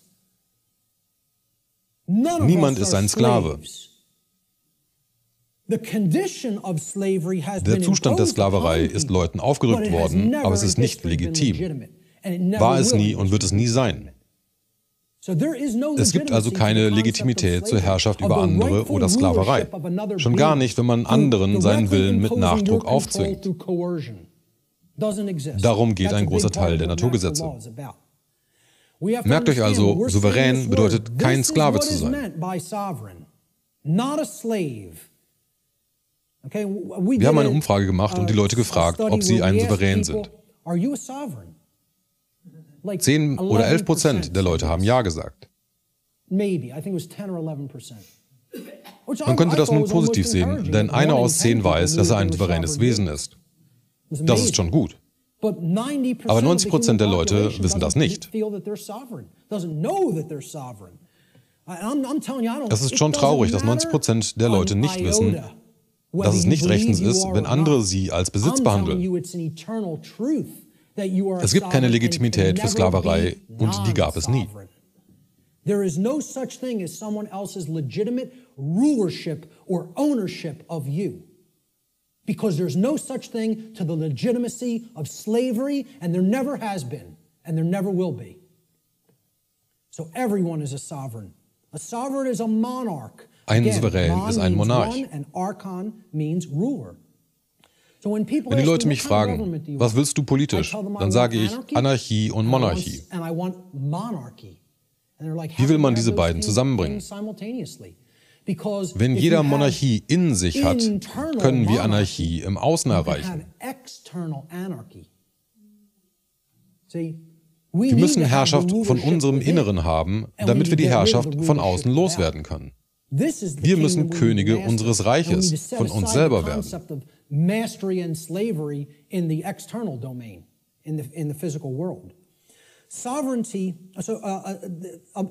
Ein Souverän ist ein Monarch, der einzige Herrscher über das Königreich des Selbst. Souveränität ist ein Zustand, bei dem man seine Gedanken, Gefühle und Handlungen kontrolliert. Und dadurch, dass wir diese in Einheit, in Einklang, ohne Widerspruch und ohne Dualität bringen, erreichen wir den Meistergrad für unser Bewusstsein. Souveränität kann als Äquivalent zu echter Selbstkontrolle, echter Selbstbeherrschung, echter Selbstwert oder echter Eigenbesitz benutzt werden. Alles dieser Dinge. Aber merkt euch, dass es kein Sklave bedeutet. Sehen wir uns nun den negativen Ausdruck dieser Stufe an. Es ist Verwirrung. Wir sind verwirrt, wenn wir ignorant sind. Es ist die emotionale Dynamik, also das Gefühl, was wir fühlen, wenn wir in Angst bzw. ignorant sind. Verwirrung kann hier auch als Mangel an Verständnis gesehen werden. Wenn wir kein Wissen aufgenommen haben, weil wir Angst haben, werden wir ignorant und wir sind innerlich verwirrt. Das oben ist sozusagen das Fundament. Der zweite Schritt ist die Basis aus dem anderen Diagramm und hier das erste Ergebnis.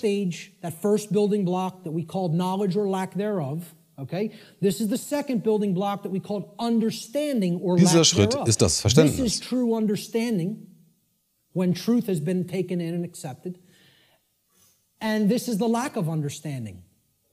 Souveränität als volles Verständnis und Verwirrung als Resultat des mangelnden Verständnisses.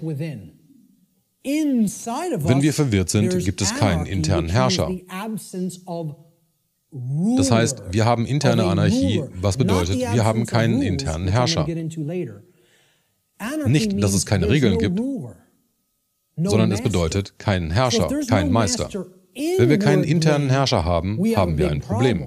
Das ist ein Problem, denn damit haben wir keine Selbstdisziplin, keine Selbstbeherrschung, keine Selbstkontrolle und letztendlich keine Liebe für sich selbst. Wer sich nicht selbst liebt, kann auch keinen anderen lieben. Und man besitzt sich nicht selbst. Man ist nicht sein eigener Herr. Wenn wir uns nicht selbst beherrschen, passiert das, was uns als Spezies widerfährt. Manche Leute kommen auf die irrsinnige und illegale Idee, sie können andere Wesen besitzen. Und das ist das Bild, Thema Verwirrung. Er hat keinen Plan, ist völlig an seine Ego-Identifikation gebunden. Seine Gedanken drehen sich nur, ich bin der Geschäftsmann, ich bin der Banker oder der Anwalt. Das ist meine Identität. Und wenn das zerbricht, dann geht meine Identität dahin. Was ich bin, geht dann den Bach runter. Der negative Aspekt des inneren Ausdrucks ist Verwirrung oder interne Anarchie. Verwirrung ist der Geisteszustand, in dem das Wesen von Angst und Ignoranz beherrscht wird. Eine Opposition oder Widerspruch in seinem eigenen Bewusstsein. Verwirrung kann als interne Opposition gesehen werden oder als innerlich zerrissen sein. Soweit, dass die Gedanken, Gefühle und Handlungen dieses Wesens in ständigem Widerspruch untereinander sind.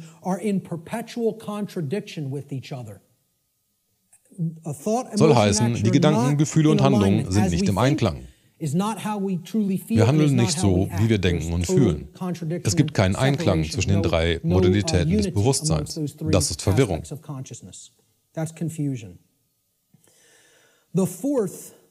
Der vierte Ausdruck ist das, was im Außen passiert, im Makrokosmos, in der Gesellschaft. Wenn einige Leute in dem rechts aufgezeigten Bewusstsein sind oder im links aufgezeigten Bewusstsein.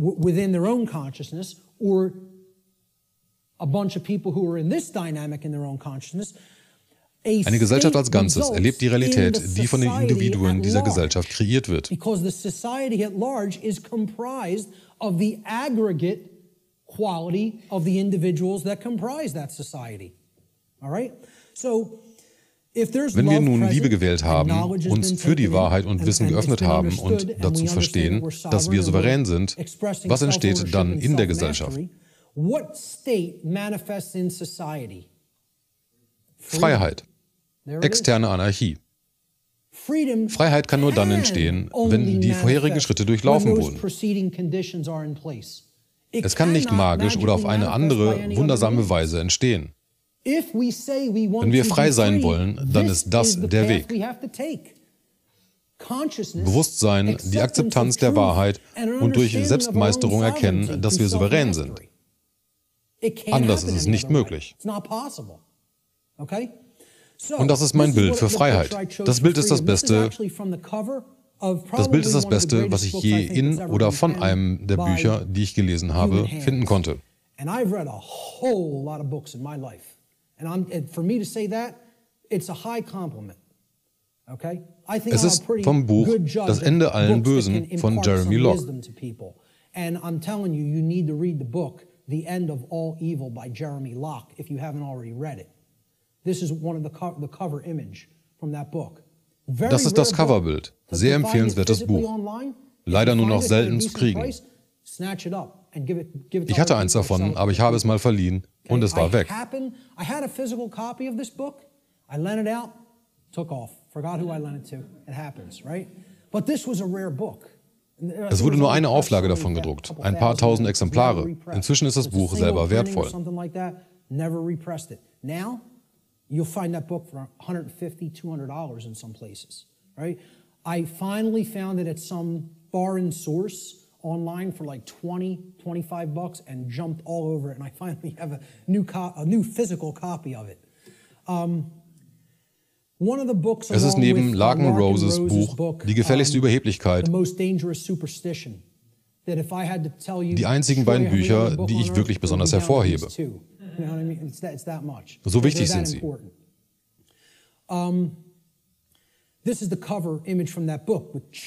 Die Ketten werden zerbrochen, die die Welt zuvor in Gefangenschaft hielt.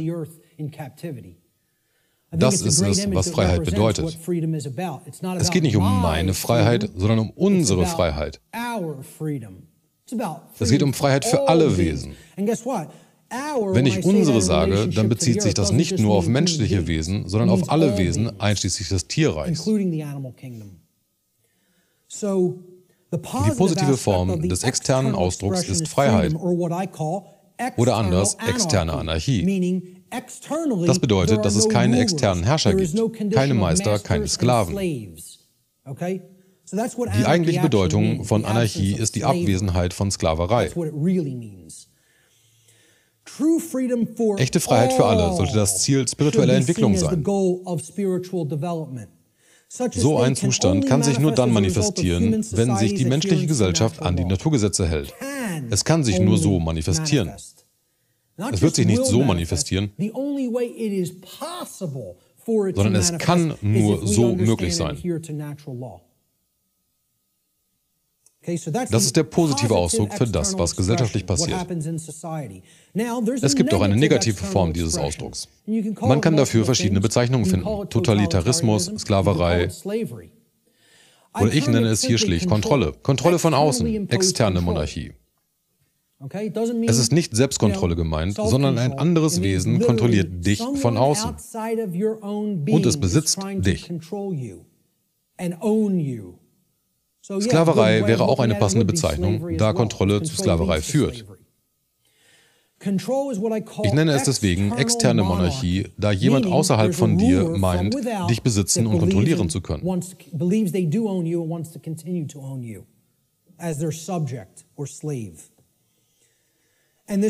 das zeigt sich in dem aufkommenden bzw. schon vorhandenen Polizeistaat. Es ist nicht etwas, was in der Zukunft passiert, sondern es passiert jetzt gerade. Leute versuchen zu verhindern, dass es mal so wird, aber sie sehen nicht, dass es schon längst passiert. Der negative Aspekt dieses externen Ausdrucks ist Kontrolle oder externe Monarchie. Es gibt also einen Herrscher außerhalb von einem selbst.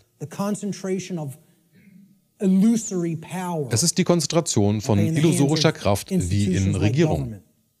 Kontrolle ist der Pfad zu allem Übel und Zerstörung.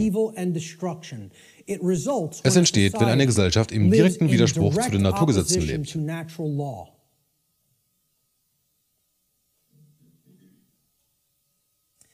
Der fünfte und letzte Ausdruck, wie sich die Naturgesetze in unserem Leben zeigen. Ich nenne es Ergebnis oder das, was wir kreieren. Und nochmal, Wissen ist der erste Würfel.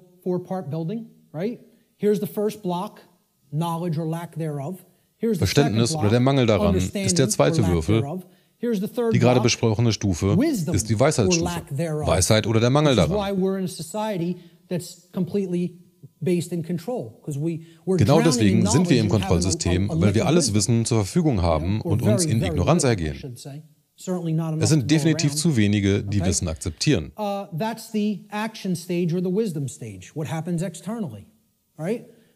Das nun ist der weiße Würfel, der ganz oben lag. Es ist die Manifestation, das, was wir reell erzeugen. Und was war nochmal die Beschriftung?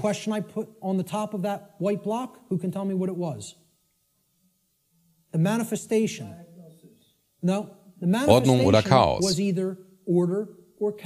Was erzeugen wir letztendlich? Die positive Form ist Ordnung. Oder anders, all das, was wir sagen, was wir haben wollen. Manifestiertes Gutes. Alles ist gut. Es gibt und man macht sich selber kein selbstverursachtes Leid oder Chaos. Das ist das, wir bekommen, was wir sagen, was wir wollen. Die Anforderungen dafür sind die Schritte darüber. Man muss in der Vibration sein, Wahrheit akzeptieren, souverän sein und an Freiheit für alle arbeiten. Dann manifestiert man all das, was man sagt, was man haben will. Manifestiertes Gutes und Ordnung in deinem Leben. Und das ist der einzige Pfad dahin. Der einzige Pfad dahin. Das menschliche Ego hat ein Problem mit Endgültigem. Nur, immer, jeder, ohne Ausnahme.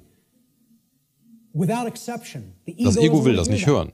Und erneut, der Menschheit größte Angst ist, dass die Wahrheit absolut ist. Eine womöglich noch größere Angst ist, dass die Wahrheit singulär ist. Dass es so etwas wie meine Wahrheit, deine Wahrheit, unsere Wahrheit und so weiter nicht existiert. Es gibt nur die Wahrheit und die Frage ist, ob wir unsere Wahrnehmung daran anpassen oder nicht. Das ist die größte Angst der Menschheit. Und das ist mein Bild für Ordnung. Wir haben Wesen, die mit Licht erfüllt sind und sie arbeiten gemeinsam an einer Welt, die auf Freiheit basiert. Zusammenarbeit, Wissen, Souveränität, keine Kontrolle, Harmonie. Ich nenne es kooperative spirituelle Anarchie. Das ist der natürliche Zustand der Menschheit. Der natürliche spirituelle Zustand der menschlichen Spezies. Es wird durch Gedankenkontrolle geblockt, so dass es sich nicht einfach manifestieren kann. Indoktrination. Angst- und traumabasierte Methoden. Das nenne ich Ordnung. Die positive Manifestation ist Ordnung oder manifestiertes Gutes. Ordnung repräsentiert hier alles, was wir sagen, was wir wollen. Ordnung kann nur dann erreicht werden, wenn es eine Balance oder Gerechtigkeit gibt, die nur dann entstehen kann, wenn die Wahrheit akzeptiert und unser Verhalten in Einklang mit dieser gebracht wurde. Es kann sich nicht anders manifestieren. Das ist die positive Manifestation. Der negative Ausdruck ist das polare Gegenteil von Ordnung. Chaos oder manifestiertes Übel. Das habe ich als Bild dafür gewählt. Ich zuerst. Mach dir keine Gedanken darum, ob jemand verletzt wurde. Gehe ruhig über Leichen, um zu erreichen, was du willst. Kümmere dich nicht um die Rechte oder das Wohlergehen anderer. Das ist unwichtig. Ich will meinen Kram. Selbsterhaltung als höchstes Ziel. Überleben zählt als einziges. Selbst wenn ich über Leichen gehen muss, damit ich sicher bin. Das ist tierisches Verhalten. Das sind keine Menschen, das sind Tiere. Sie benehmen sich wie Tiere.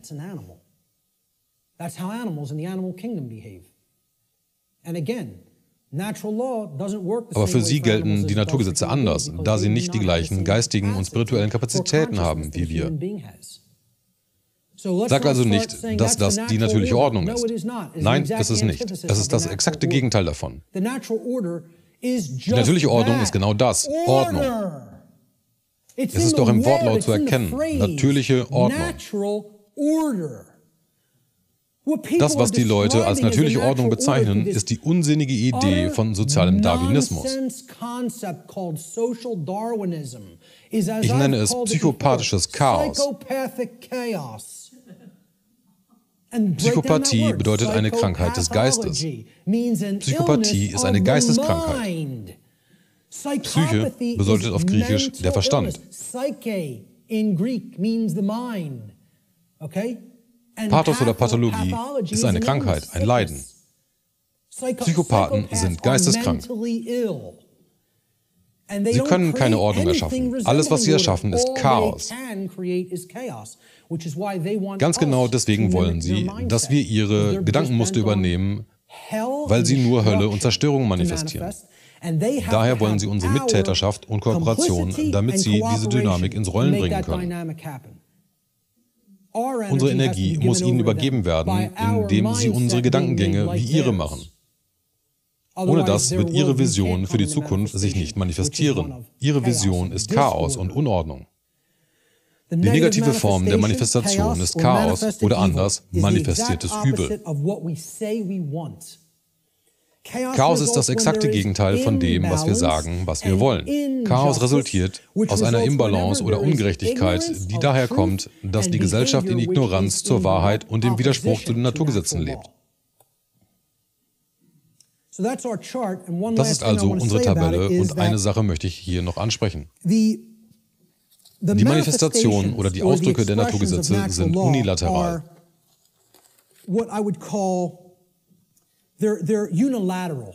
Das heißt, es gibt kein Überkreuzen.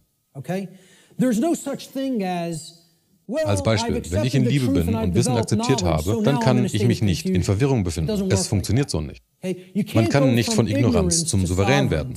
Die Seiten können nur im ersten Feld, also in der gewählten Polarität, geändert werden. Danach laufen diese Vorgänge von oben nach unten durch. Wechselt man die Polarität, dann fängt man von neuem an. Sie sind unilateral und man kann keinen Schritt überspringen. Sie müssen nacheinander in der Reihenfolge durchlaufen werden. Please keep this in mind. These expressions are unilateral. Okay? Man kann also nur über Freiheit zur Ordnung, für Freiheit muss das Verständnis erlangt worden sein, dass man souverän ist. Um das zu erreichen, braucht man Wissen. Um wahres Wissen zu erlangen, muss das Bewusstsein offen sein. Man muss in der Vibration der Liebe sein.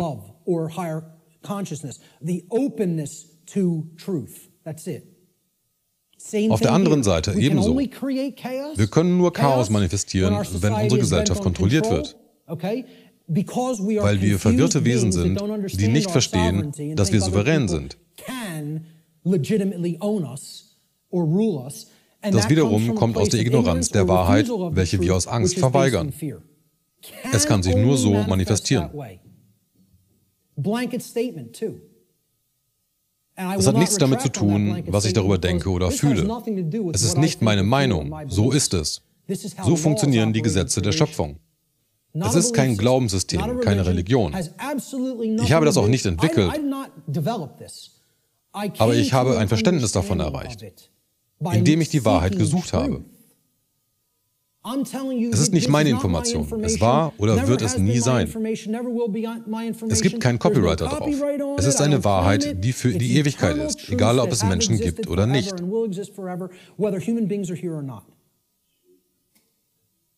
Lerne es und lehre es, gib die Informationen an alle weiter, die das begreifen können. Denn das ist der einzige Weg, wie wir aus dem Schlamassel herauskommen. Das sind die Ausdrücke der Naturgesetze. Wenn ich sage, in Harmonie mit den Gesetzen zu leben oder im Widerspruch mit diesen Gesetzen zu leben, was meine ich damit genau? Es hat mit Wissen zu tun. Dieser rote Faden bleibt. Immer wenn ich Leuten das erkläre und jemand aus der New Age-Gemeinschaft dabei ist, dann bekommt man beim Wort Wissen eine aggressive Reaktion. Aus Angst. Aber auch weil die New Ager alle mit Lügen gefüttert wurden, die ihre Gemüter schon so gedanklich kontrolliert sind. Sie leugnen, dass man Wissen braucht und dass es der Weg aus dem Gefängnis ist.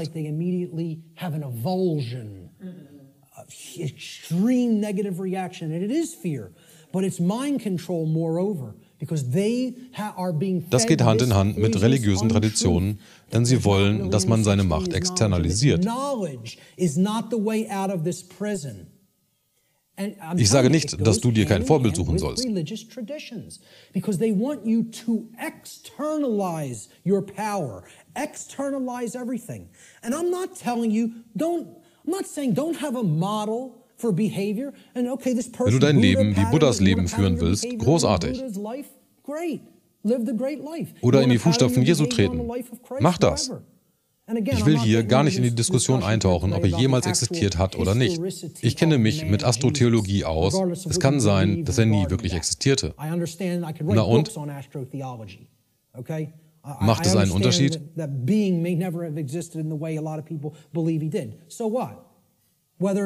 Ebenso bei Siddhartha Gautama, alias Buddha.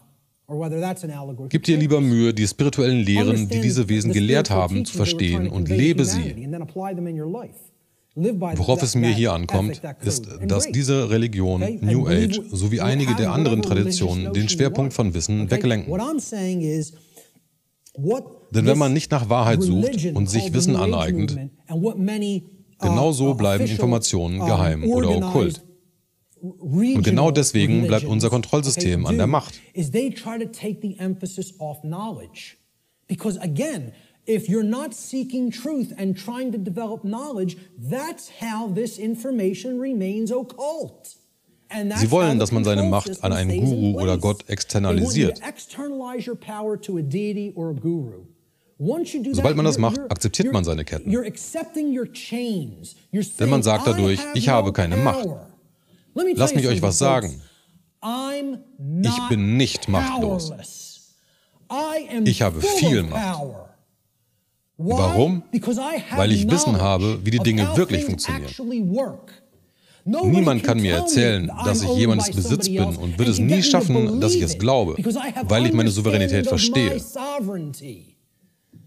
Wenn sie dir das beibringen können, weil dir das Wissen fehlt, Wissen über dich selbst, dann besitzen sie dich.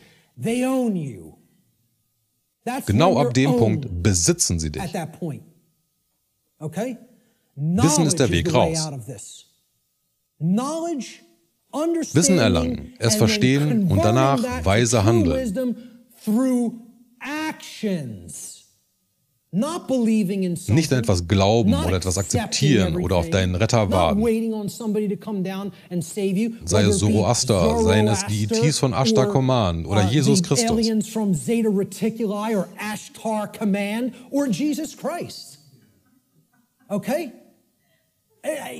Wenn du auf deinen Retter wartest, dann wartest du für immer angekettet.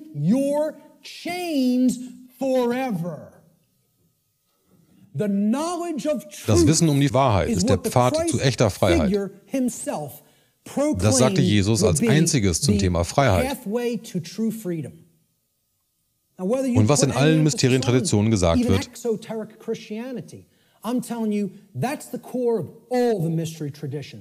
solange du das Licht nicht aufnimmst, wirst du die Dunkelheit nicht vertreiben können. Das Licht ist das Wissen um die Wahrheit. Das hat es immer symbolisiert und repräsentiert. Wissen ist die Antwort.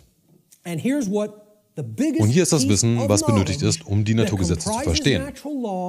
Das Wissen um richtig und falsch. Das Wissen um richtig und falsch ist objektiv. Richtig und falsch sind diametrale Gegensätze, die in der Schöpfung mit eingebunden sind. Diese Konzepte von richtig und falsch existieren nicht nur in den Köpfen von Menschen. Jeder, der das meint, liegt weit daneben.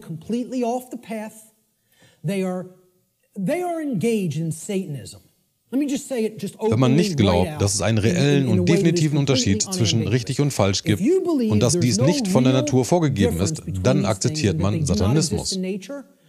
Es ist ein satanisches Denkmuster, was direkt von den dunklen Okkultisten kommt. Ob man das nun glaubt oder nicht.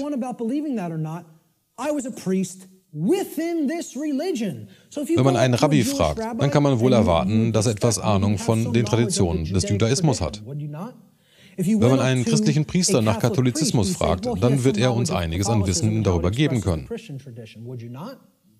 Wenn man etwas über den Islam wissen will und zu einem Muezzin geht, wird man von ihm einiges an Wissen darüber bekommen. that this practitioner of his religion, who's in the priest class of his religion, would have some knowledge of Islam? Well, Ich war ein Priester im Satanismus. Das Konzept des moralischen Relativismus ist satanischer Glaube. Es ist die zweite Ansicht. Es gibt 4 Eckpfeiler im Satanismus.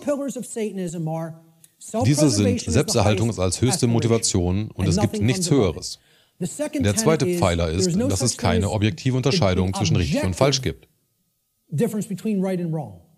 Richtig ist das, was für mich gut ist, und falsch ist das, was für mich schlecht ist. Ich kann entscheiden, was richtig und was falsch ist, aufgrund meiner Vorlieben.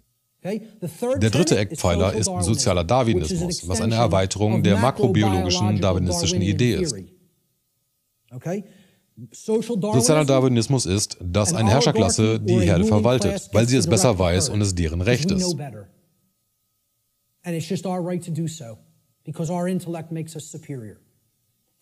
Der vierte Pfeiler ist Eugenik.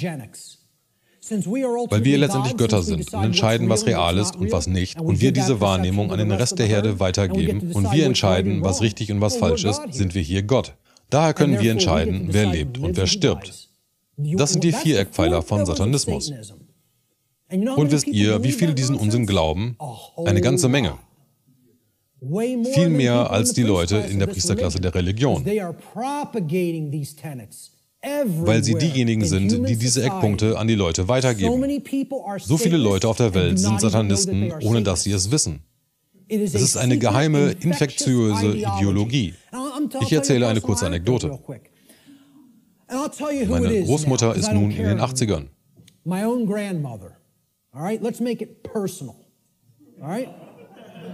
Als wir noch miteinander sprachen, gab ich ihr einen Ausdruck, bei dem ich den Briefkopf überklebte. Es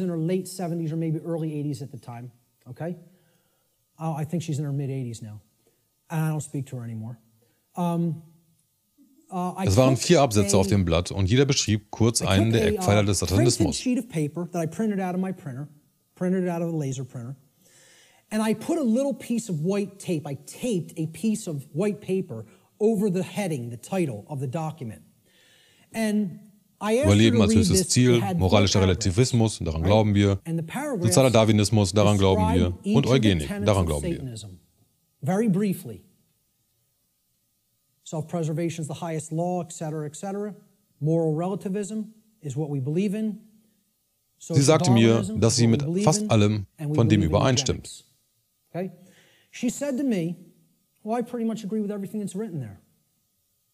Ich fragte, echt? Und sie sagte, ja, ich sehe da nichts Falsches oder Böses dran.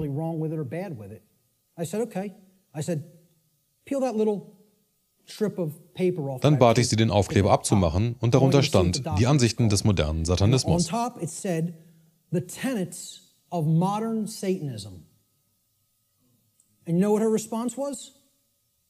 Und sie sagte, dann bin ich wohl eine Satanistin, oder nicht?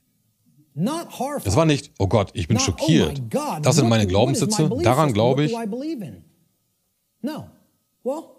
Dann bin ich wohl ein Satanist. Als wäre da nichts bei. Und wisst ihr, wie viele Leute in den Gedankenstrukturen sind? Hunderte Millionen, falls nicht Milliarden. Und die meisten wissen nicht einmal, was es ist. Denn die meisten denken, dass Satanismus etwas ist, was es nicht ist. Sie verstehen die Ideologie Satanismus nicht. Sie meinen, dass man mit den Insignien von Satan verbunden sein muss. Als ob es sowas gibt wie einen Look für Satanisten oder dass man bestimmte Dinge an der Wand an seiner Garage oder seines Hauses haben muss. Lasst mich euch sagen, dass Satanisten Banken besitzen, Krankenhäuser, Schulen.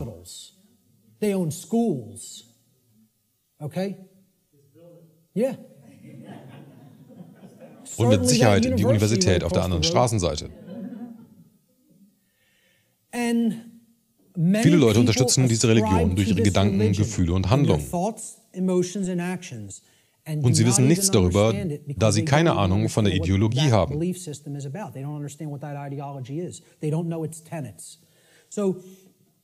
Kehren wir zum Thema zurück. Wenn man nicht glaubt, dass es einen objektiven Unterschied in der Natur zwischen den Konzepten von richtig und falsch gibt, dann ist man schon im satanischen Gedankengut. between right and wrong, that is a satanic belief system. Moral. Es ist nicht rechts gegen links, sondern richtig gegen falsch. Diese ganze Links-Rechts-Dialektik in der Politik hatte damit nichts zu tun. Das ist ein falsches Paradigma. Die ganzen Ablenkungen da draußen sind dazu da, um euch von einem echten Verständnis von richtig und falsch abzuhalten.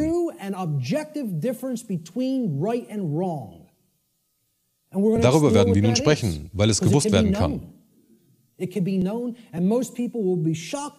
Und viele wird das Verständnis schockieren, da sie während der Introspektion feststellen werden, dass sie mit Unrecht kooperiert haben. Und dass sie den definitiven Unterschied zwischen richtig und falsch nicht wussten. Ich habe das mal in einer Bar angesprochen und ich sehe ein, dass das die falsche Umgebung war, das Thema anzusprechen. Aber selbst ich mache ab und an solche Fehler, dass ich davon ausgehe, dass ich mit zumindest einem teilweise bewussten Wesen spreche, wenn man in Wirklichkeit zu einem Ziegel spricht. Wenn man versteht, was Moral wirklich ist, dann versteht man, dass es im Grunde der gesunde Menschenverstand ist. Den Begriff sehen wir uns nachher auch noch an und beleuchten, was es wirklich bedeutet. Die Person fragte dann, wenn ich keine Ahnung von echter Moral habe und den Unterschied zwischen richtig und falsch nicht kenne, dann habe ich keinen gesunden Menschenverstand? Und ich sagte, ja, so ist es, per Definition. Es ist nicht meine Meinung, sondern gesunder Menschenverstand bedeutet das Wissen, um richtig und falsch verinnerlicht zu haben. Ich habe der Person gesagt, dass es kein persönlicher Angriff auf sie ist, sondern dass Milliardenwesen es nicht wissen. Damit wäre sie nichts Besonderes, sondern nur ein Teil der Masse. Diese Person wurde so wütend, dass ich dachte, sie schmeißt ein Glas nach mir.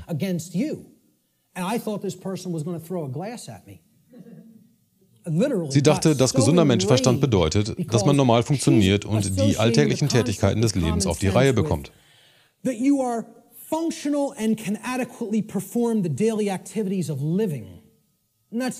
das meine ich nicht mit gesundem Menschenverstand. Dass man sein Essen selber zubereiten und essen kann, sich um Kleidung und Ähnliches kümmern kann, meine ich nicht, wenn ich über gesunden Menschenverstand spreche. Es mag ja die Definition oder Nebenbedeutung von gesundem Menschenverstand von der Normalperson sein. Wir sprechen noch über die Bedeutung von gesundem Menschenverstand. Ein tiefes Verständnis von Moral, Prinzipien, die den definitiven Unterschied zwischen richtigem und falschem Verhalten betreffen, sind das Herz der Naturgesetze. Es ist die Essenz dessen. Und das hier ist der Unterschied zwischen richtig und falsch. So einfach, wie ich es komprimieren und verständlich machen kann.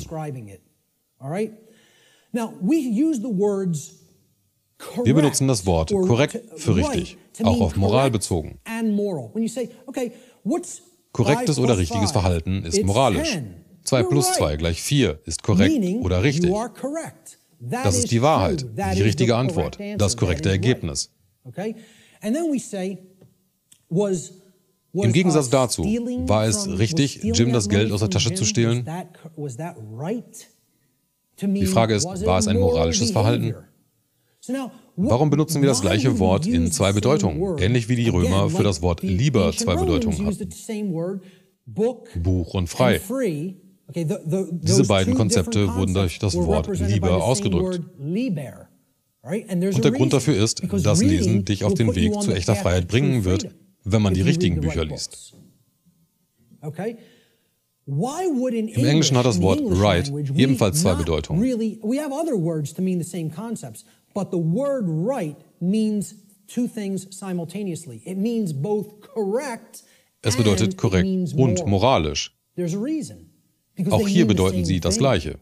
Korrekt ist moralisch. Korrekt bedeutet, dass man mit dem harmoniert, was wahr ist. Per Definition bedeutet es, wenn es richtig ist, dann ist es moralisch. Je mehr man etwas folgt, was falsch ist, also was nicht auf Wahrheit fußt, desto weiter bewegt man sich auf dem Pfad der Unsittlichkeit, des falschen Tuns herunter. Wir müssen also herausfinden, was wahr ist, richtig und falsch betreffend. Wenn wir uns weise und bewusst für eine der beiden Varianten von Verhalten entscheiden wollen. Richtig bedeutet korrekt, was auf Wahrheit basiert, und moralisch, was bedeutet, wenn man danach handelt, harmoniert man mit den Naturgesetzen.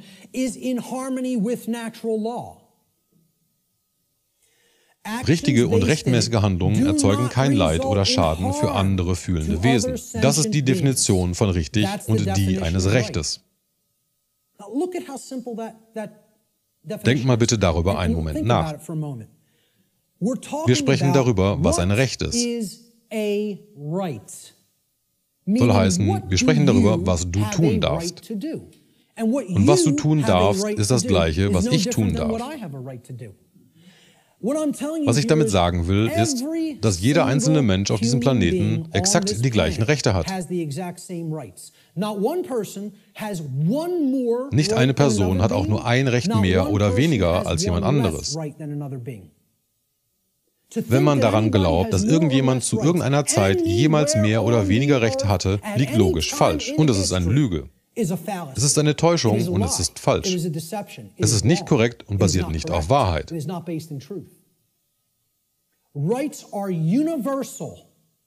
Rechte sind universell und exakt gleich für jeden Menschen. Allgemeingültige Aussage und absolute Wahrheit. Lass das Ego darauf rumkauen und es verdauen. Viele Leute werden wegen ihres Egos damit ein Problem haben. Sie wollen etwas nach mir werfen, wenn sie so etwas hören. Sehen wir uns die Definition nochmal an. Wir sprechen nun über das Recht.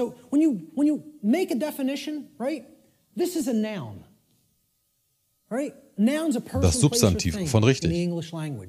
We're talking about a noun here. You look up the word right, it's a noun, meaning a right.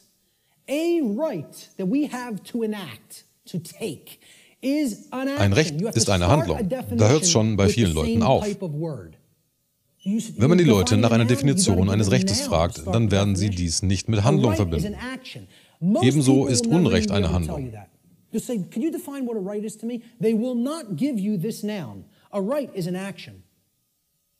Eine rechtmäßige Handlung erzeugt keinen Schaden für andere fühlende Wesen. Das ist die einfachste und verständlichste Definition eines Rechts. Und ich garantiere, dass wenn du auf der Straße Leute fragst, es dir niemand sagen kann. Mir hat keiner der Befragten die richtige Antwort gegeben.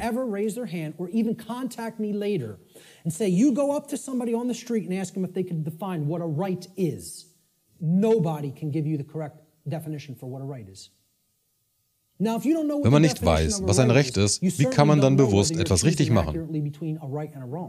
Man kann es nicht. Es ist unmöglich. Es gibt so viele Leute, die meinen, sie dürften etwas ohne Konsequenzen tun, was nicht im Einklang mit den Naturgesetzen ist, obwohl deren Handlungen Schaden für andere Wesen herbeiführen.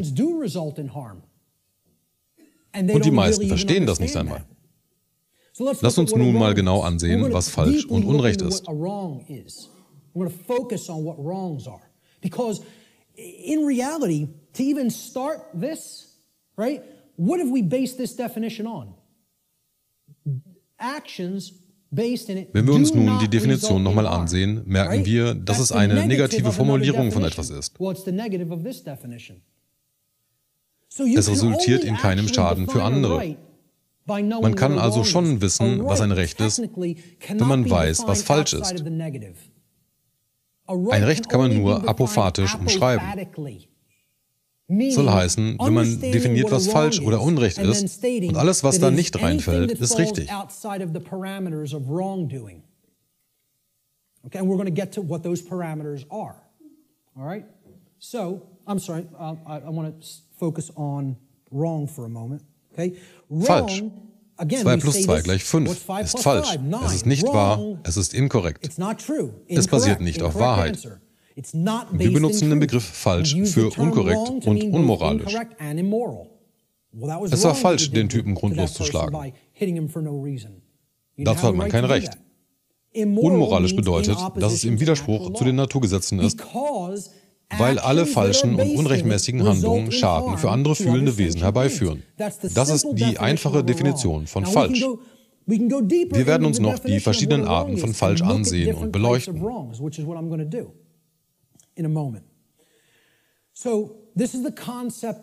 Das ist nun eine Apophase. Dieses Konzept ist enorm wichtig zu verstehen und zu benutzen.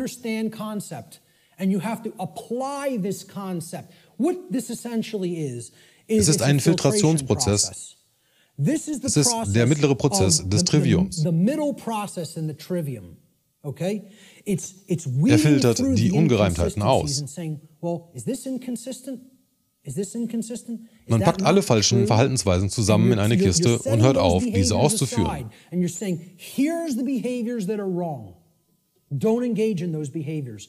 Es ist ein negativer und destruktiver Prozess. Wenn man all das, was man tun kann, ansieht und das, was falsch ist, herausnimmt, bleibt das, was richtig ist.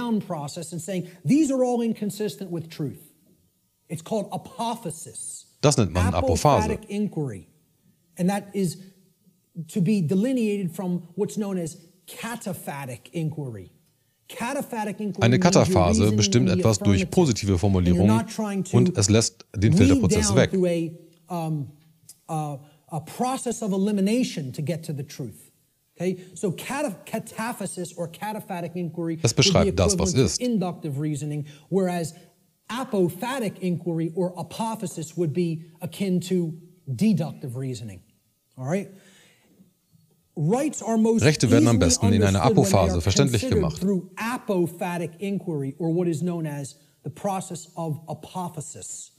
Dieser Prozess hilft uns zu verstehen, was ein Recht ist, indem es uns aufzeigt, was keine Rechte sind, weil sie anderen fühlenden Wesen schaden.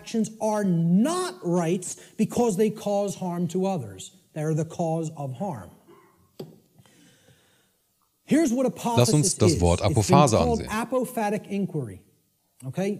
Seht euch den Begriff selber nochmal im Lexikon an, denn das ist ein Teil des Triviums. Es kommt vom griechischen Substantiv Apophasis, was seinerseits vom griechischen Verb apophenai stammt, was Nein sagen bedeutet. Phanai bedeutet sagen oder sprechen und apo heißt darüber oder nicht. Zusammengesetzt bedeutet es Nein sagen oder nicht sagen oder sagen, was es nicht ist.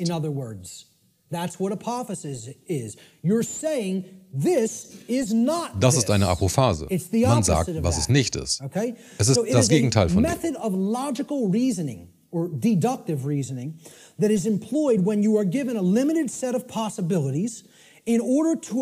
Es ist eine Methode des logischen Denkens, um etwas zu erfahren, indem man aus den begrenzten gegebenen Möglichkeiten das ausschließt, was es sicherlich nicht ist.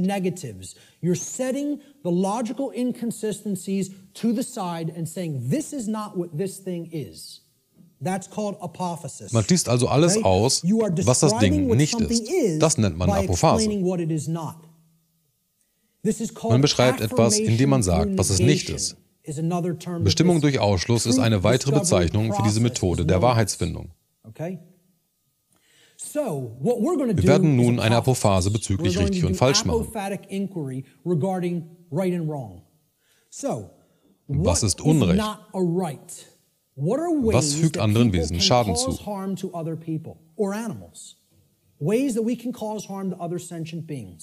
Wir listen nun die Grenzen für die Naturgesetze auf.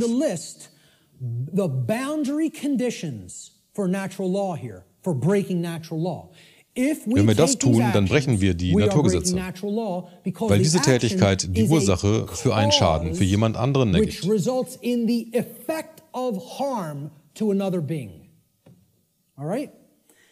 Ich nenne sie schlicht Übertretungen.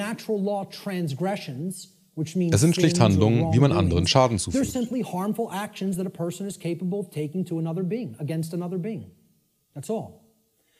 Auf den ersten Punkt werden alle kommen. Was ist das Schlimmste, was man einem anderen Wesen antun kann? Töten, Mord. Jemanden ermorden. Ich unterscheide Mord von Tötung, denn um sich selbst zu verteidigen, kann es nötig sein, zu töten. To defend oneself, killing may be necessary. But Aber Mord murder ist immer is falsch always und unmoralisch. immoral and wrong. Okay? See, the fifth Das 5. commandment Gebot in Hebräisch Hebrew. besagt nicht, du sollst nicht töten. Do you know what it says in Hebrew? It does not say thou shalt not kill. The term Der Begriff for für Mord murder ist in Hebrew Tirsach. is tirzach. The fifth Und der Wortlaut commandment in ist Hebrew is lo tirzach. tirzach, which Das bedeutet, means, do morde not nicht. murder. Murder as a verb Das in Wort Hebrew und die is a Nebenbedeutung für completely morden different ist word ganz anders and a als für totally töten. different connotation than the verb to kill. Because what they're Das saying Gebot is, besagt, don't nimm kein take Leben, life wenn du kein Recht dazu without hast. any right to take it. Meaning Das that bedeutet, dass man you selber die Gewalt initiated angefangen the hat. violence. And that's what murder Mord ist die Einleitung von Gewalt, um jemandes Leben zu nehmen. Dazu hat man keinerlei Recht. Wenn jemand auf dich losgeht, dann kann es notwendig sein, sich zu verteidigen, und das kann bis zur Tötung führen. Aber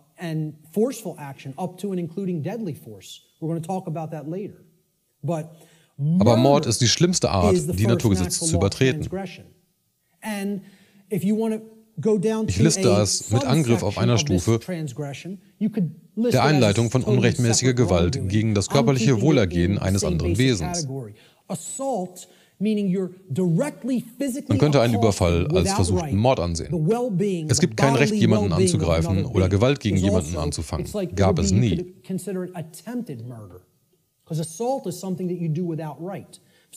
Es gibt keinerlei Rechtfertigung für Überfall oder Mord. Unter keinen Umständen. Absolut unmöglich. Allgemeingültige Aussage.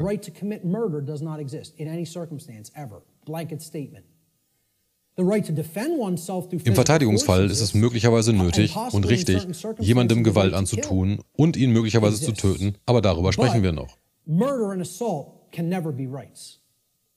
Aber Mord und Angriff ist niemals richtig und immer Unrecht, weil es die unrechtmäßige und falsche Einleitung von schadhaftem Verhalten ist. Es ist das Anfangen von Gewalt. Vergewaltigung ist die zweite Übertretung der Naturgesetze. Man übt Zwang auf eine Person aus, sexuelle Handlungen mit einem durchzuführen, mit dem sie es nicht freiwillig tun will. Das ist eine Vergewaltigung. Und das ist immer falsch. Die dritte Übertretung ist Diebstahl. Es ist das Nehmen von Eigentum, was einem nicht rechtmäßig zusteht. Wenn jemand etwas rechtmäßig erworben hat, es sich in seinem Besitz befindet, er es benutzt und dafür verantwortlich ist, dann hat man kein Recht, es einfach an sich zu nehmen, weil es einem nicht gehört. Genauso wenig hat jemand das Recht, meinen Computer oder Projektor mitzunehmen, und genauso wenig habe ich das Recht, eine der Kameras mitzunehmen. Das ist Diebstahl von Eigentum eines anderen. Es ist nicht meins. Und das ist eins der Probleme, da wir Eigentum nicht verstehen. Wir kommen noch dazu, dass alle Rechte Besitzrechte sind. Die vierte Übertretung ist unbefugtes Betreten bzw. Benutzen. Es bedeutet, dass man jemandes Haus oder Boden betritt und deren Eigentum benutzt, ohne deren Einwilligung zu haben. Man bricht also in deren Bereich und Privatsphäre ein. Man verletzt ihre Sicherheit dabei. Wir haben das Recht, einen Platz für uns zu haben, wo wir unseren Kram hinpacken können. Und dagegen zu verstoßen, ist Unrecht. Die fünfte und letzte Übertretung ist Zwang. Man bringt jemanden unter Androhung von Gewalt dazu, etwas zu tun, was sie nicht wollen. Man zwingt jemandem seinen Willen auf oder zwingt sie, gegen ihren Willen zu handeln. Das ist ebenfalls Unrecht. Das ist eine kleine Liste. Wir können noch Lügen dazu zählen. Lügen oder Leugnen ist ebenfalls falsch. Es ist das Fernhalten von Wahrheit, die man braucht, um sich richtig zu entscheiden. Aber im Groben sind diese 5 die großen Übertretungen, die man begehen kann. Ihr könnt mich gerne anschreiben, wenn ihr ein Unrecht findet, was nicht in diese Kategorien passt. Bisher konnte es keiner. Ein Unrecht, was nicht unter einen dieser Punkte fällt. Ein Zuschauer sagt Ignoranz. Es hilft sicherlich keinem weiter. I would say, hey, maybe you could look at it like that because that's propagating the slavery system indirectly. Ich weiß nicht, ob ich es als Übertretung werten würde. You're not doing anything to help anybody else's freedom. Man hilft sicherlich, dem System weiterhin zu operieren, aber es ist nicht etwas, was ich als Handlung bezeichnen würde. Nun ja, man könnte es dazu zählen, da man dadurch anderen schadet.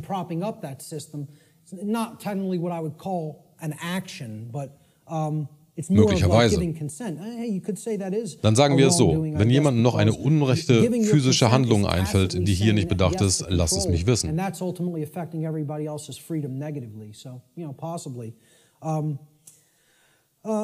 But in general, what I would say is, if you could think of an actual physical action that doesn't fall into one of those categories, let me know. Because that's a pretty Denn das hier ist eine einfache Auflistung von 6 Worten.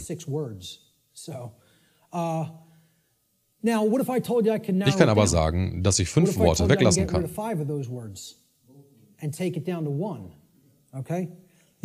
Das sind also die Übertretungen. Lass uns das weiter eingrenzen.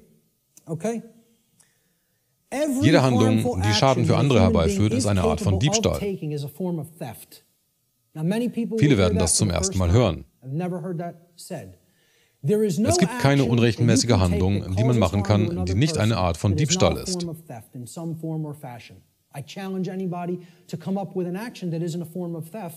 Auch da spreche ich die Herausforderung aus. Nennt mir nur eine unrechtmäßige Handlung, auf die das hier nicht zutrifft. On my podcast, email me if you know, not one person. The only one person challenged it and tried to say lying. Nur einer hat Lügen geschrieben.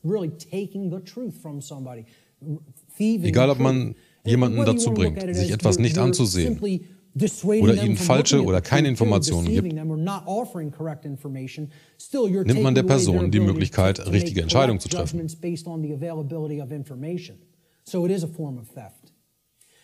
Eine Art von Eigentum ist gestohlen worden, wenn ein Unrecht begangen wird.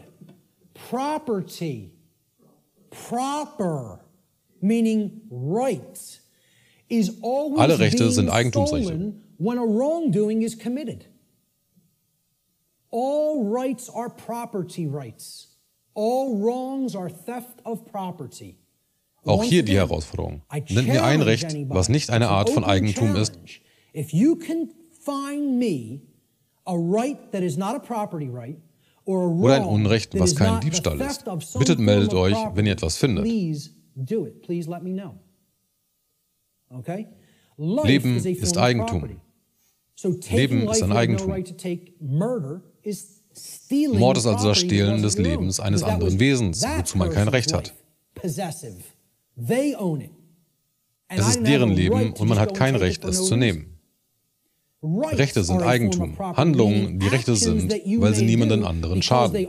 Daher habe ich keinerlei Recht, dich davon abzuhalten, diese Handlung auszuführen.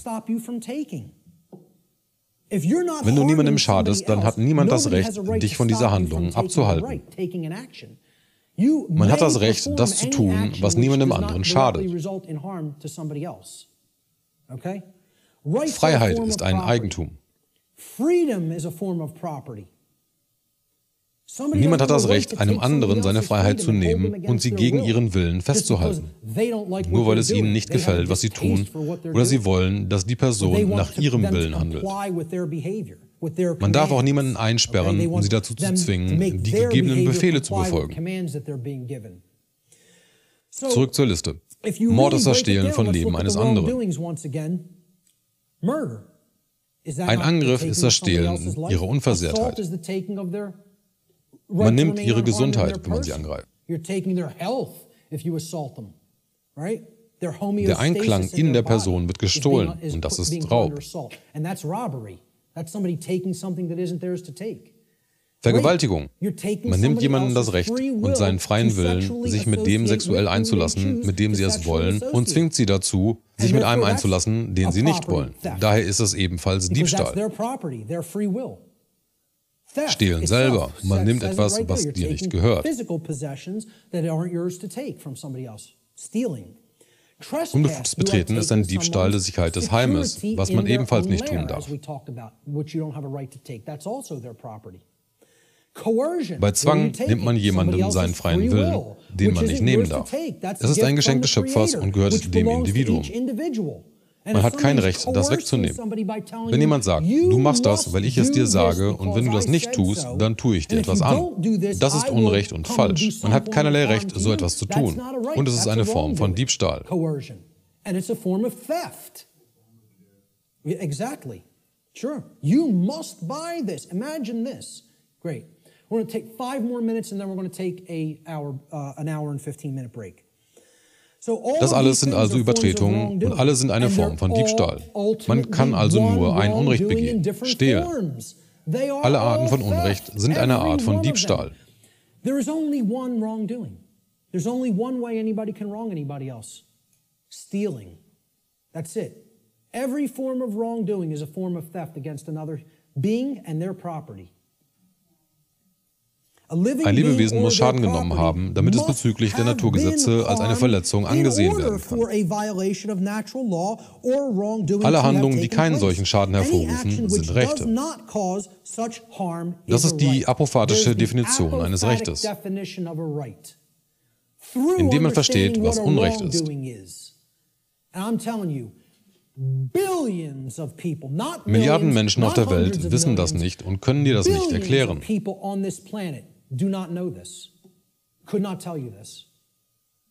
Das ist der Kernpunkt der Naturgesetze. Was ist ein Recht? Was ist Unrecht?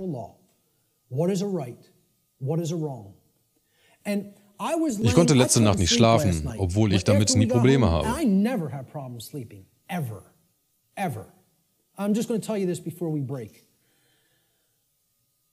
Aber als ich mich gestern hingelegt habe, musste ich die ganze Zeit daran denken, wie unglaublich es ist, dass ich das überhaupt aussprechen muss. Ich habe darüber auch mit Leuten zu Mittag gesprochen. Allein die Tatsache, dass das Wissen nicht im gesunden Menschenverstand hier auf Erden ist,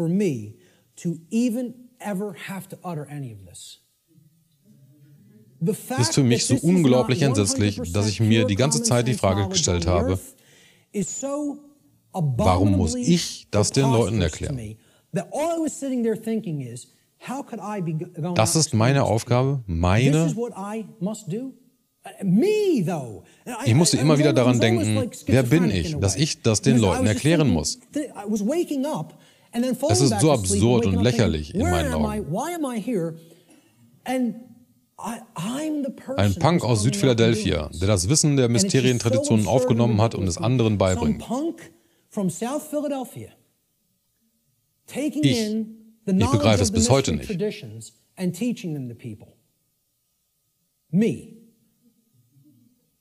Es ist so unsagbar traurig, dass unsere Gesellschaft das nicht weiß. Ich kann es nicht glauben. Solange wir das nicht verinnerlichen und es anderen Leuten erklären. Solange wir das nicht verinnerlichen und es anderen Leuten erklären, werden die Dinge nur schlimmer und schlimmer. Aber es muss nicht so sein. Wir wählen den Weg des maximalen Schmerzes, weil wir bestimmte Gedanken nicht aufgeben wollen, nach denen wir süchtig sind.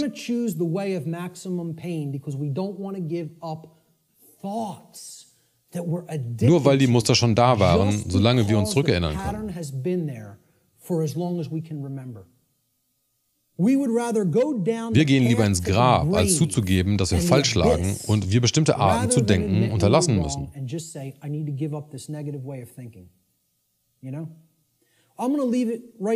Wir schließen diese Sektion hier. Man kann abschließend sagen, wenn niemandem geschadet wurde, gab es kein Unrecht. Kein Opfer, kein Verbrechen. Aber viele werden sagen, es gibt Verbrechen ohne Opfer. Wisst ihr, wie viele Leute in den Knästen sitzen für Dinge, die niemandem geschadet haben? Zehntausende. Und niemand hat ein Recht, sie einzusperren. Solange du niemandem schadest, hatte niemand das Recht, dich davon abzuhalten, das weiterhin zu tun. Darüber sprechen wir noch im letzten Teil der Präsentation.